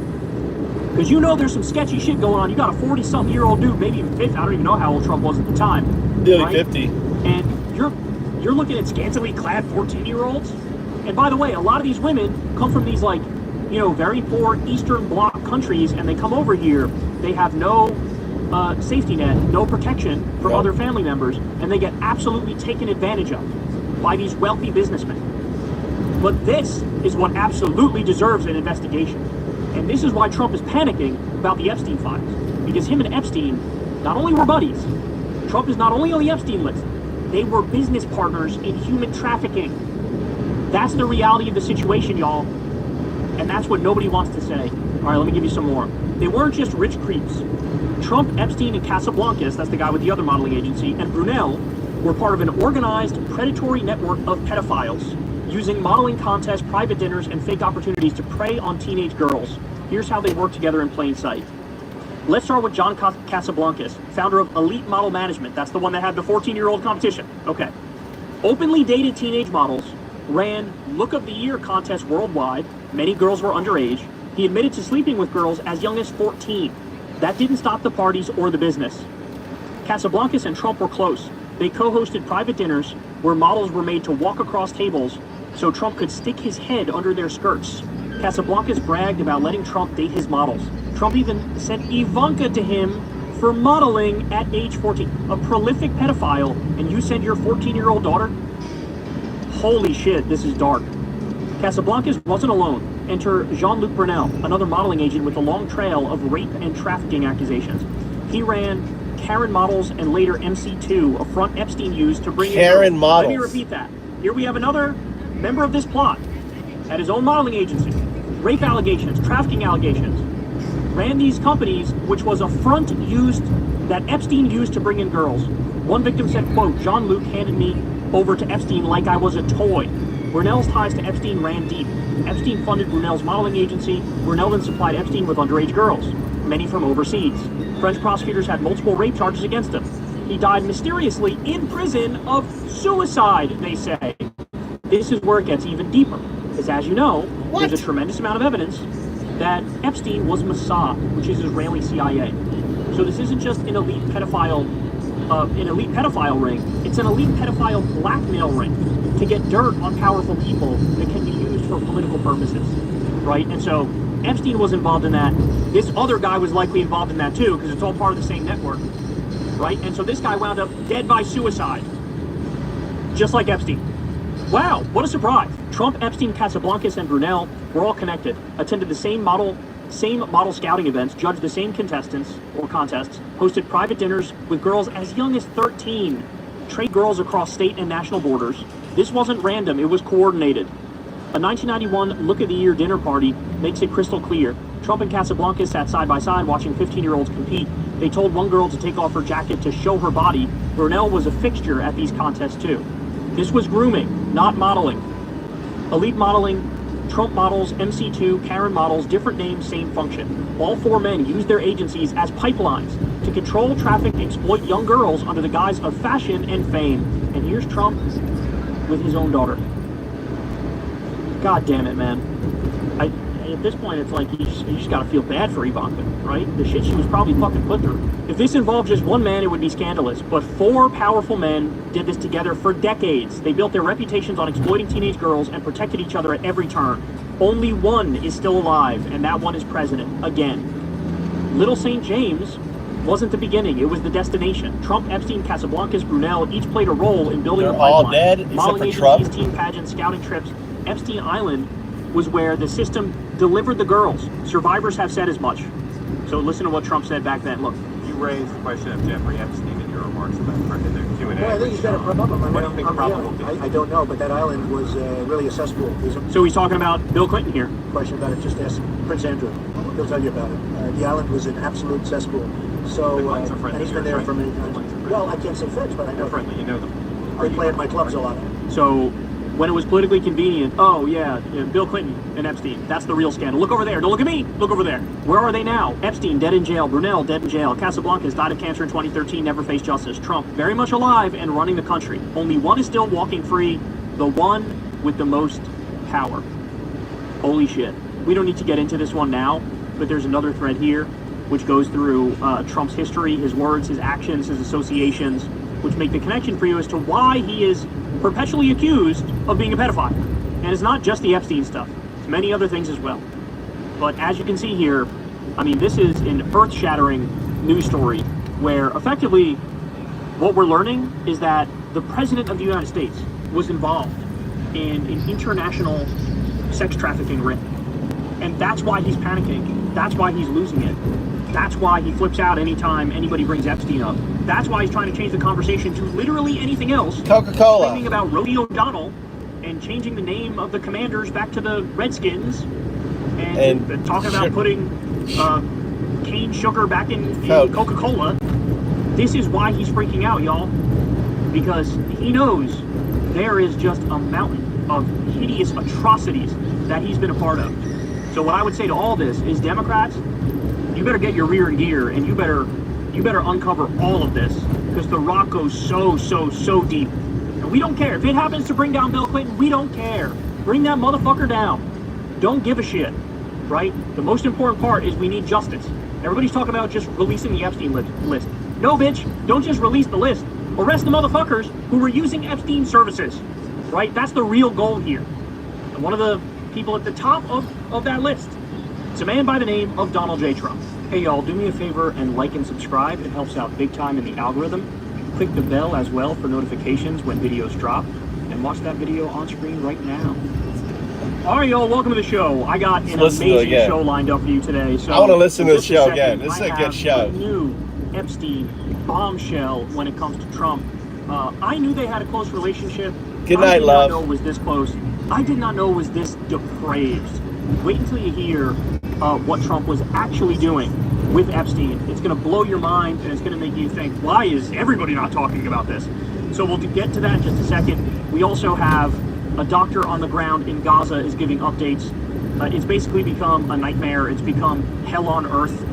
There are now waves of people who are dying from starvation because of what the IDF is doing in preventing food aid from getting in there. So just horrific news. Genocide. We'll give you a bunch of updates there. Later on, we'll get to Alex Jones selling out to the deep state Epstein cabal. He is yet again coddling Trump's nuts.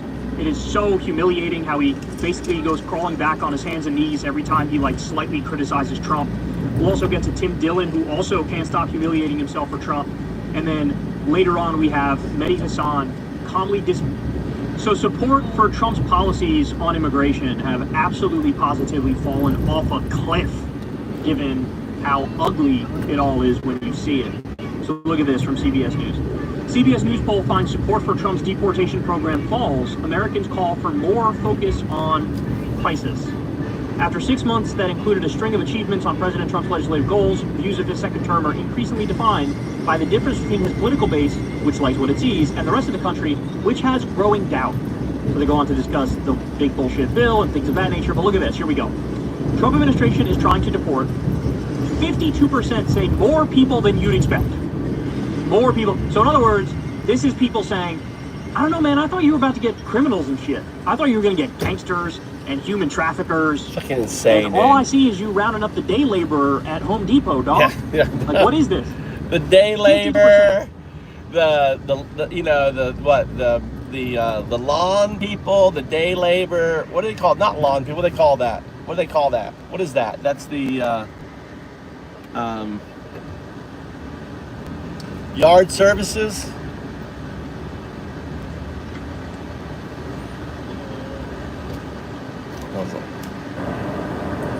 What is this guy gonna do?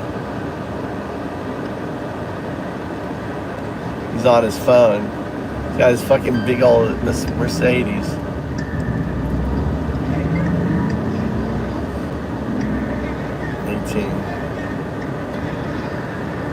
Landscapers, who's he going after? He's going after the farm workers, the construction workers. This is insane. Really insane. They're deporting more people than I'd expect. Only 37% said about what you'd expect, and 11% said fewer people than you expected, which that 11% file under the Adolf Hitler category. 11% of America is apparently Adolf Hitlers. All right, let's continue. Yeah, Who Nazis. is Trump administration prioritizing for deportation? Now, in June, 53% of the country said they're prioritizing dangerous criminals. Now, that's dropped almost 10 points to 44% say they're prioritizing dangerous criminals. That's interesting. So because of the media coverage, because people see that they're raiding the Home Depots and the 7-Elevens and going after innocent people and seeing these horror stories of people who've been here for 30 fucking years and they get rounded up. Because of the media coverage, now it's gone from a majority of people saying they're getting dangerous criminals to now a majority say, no, these aren't dangerous criminals. These are like regular people that you're rounding up. All right, more. Do you favor or oppose the way the Trump administration is using detention facilities? 58% oppose. Gee, I wonder, look, I gotta be honest, that number's high, but I would expect that shit to be like 79%, 84%, something like that. Because they're doing alligator Alcatraz, bro. They sent people to fucking CCOT in El Salvador's slave labor gulag. They're sending people to Guantanamo Bay. Trump wants to send 30,000 people to Gitmo, dog. What? What are we talking about? It's good, the number's good, because people are waking up and they're like, I don't like this, but it ain't good enough. Like, it's still kind of disturbing that 42% favor the way Trump is using detention facilities. But the more important point is, this is way more anti-Trump than it was before the election. Here's the interesting part of this one. Ready? So 93% of Democrats oppose the way Trump is using these detention facilities. 85% of Republicans support the way he's using these detention facilities. Ready for this? 66% of independents oppose the way Trump is using the detention facilities. So in other words, Trump has virtually no Democrats and virtually no independents. So it's only with his base, his hardcore base, that there's the Nazis like it. Trump administration's program to deport immigrants illegally in the U.S. It used to be 59% approved. Now it's all the way down to 49% approved. Even when you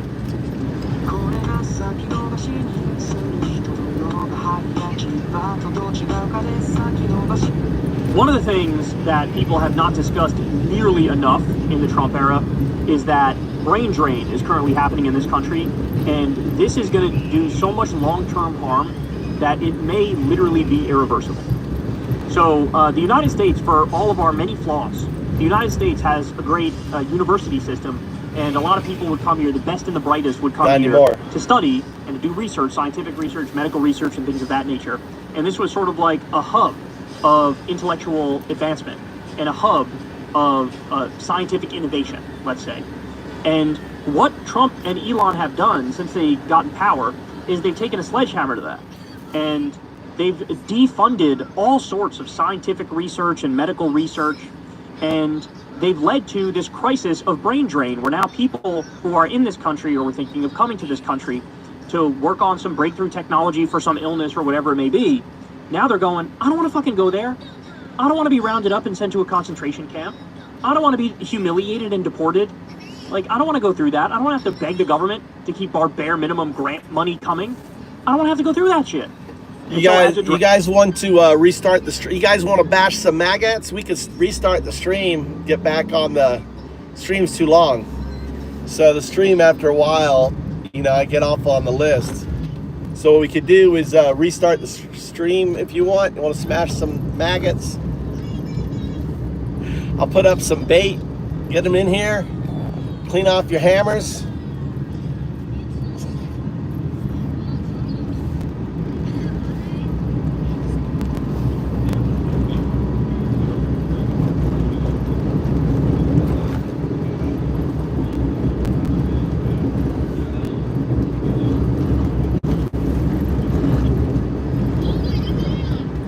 All right, I'm going to end the stream and restart it.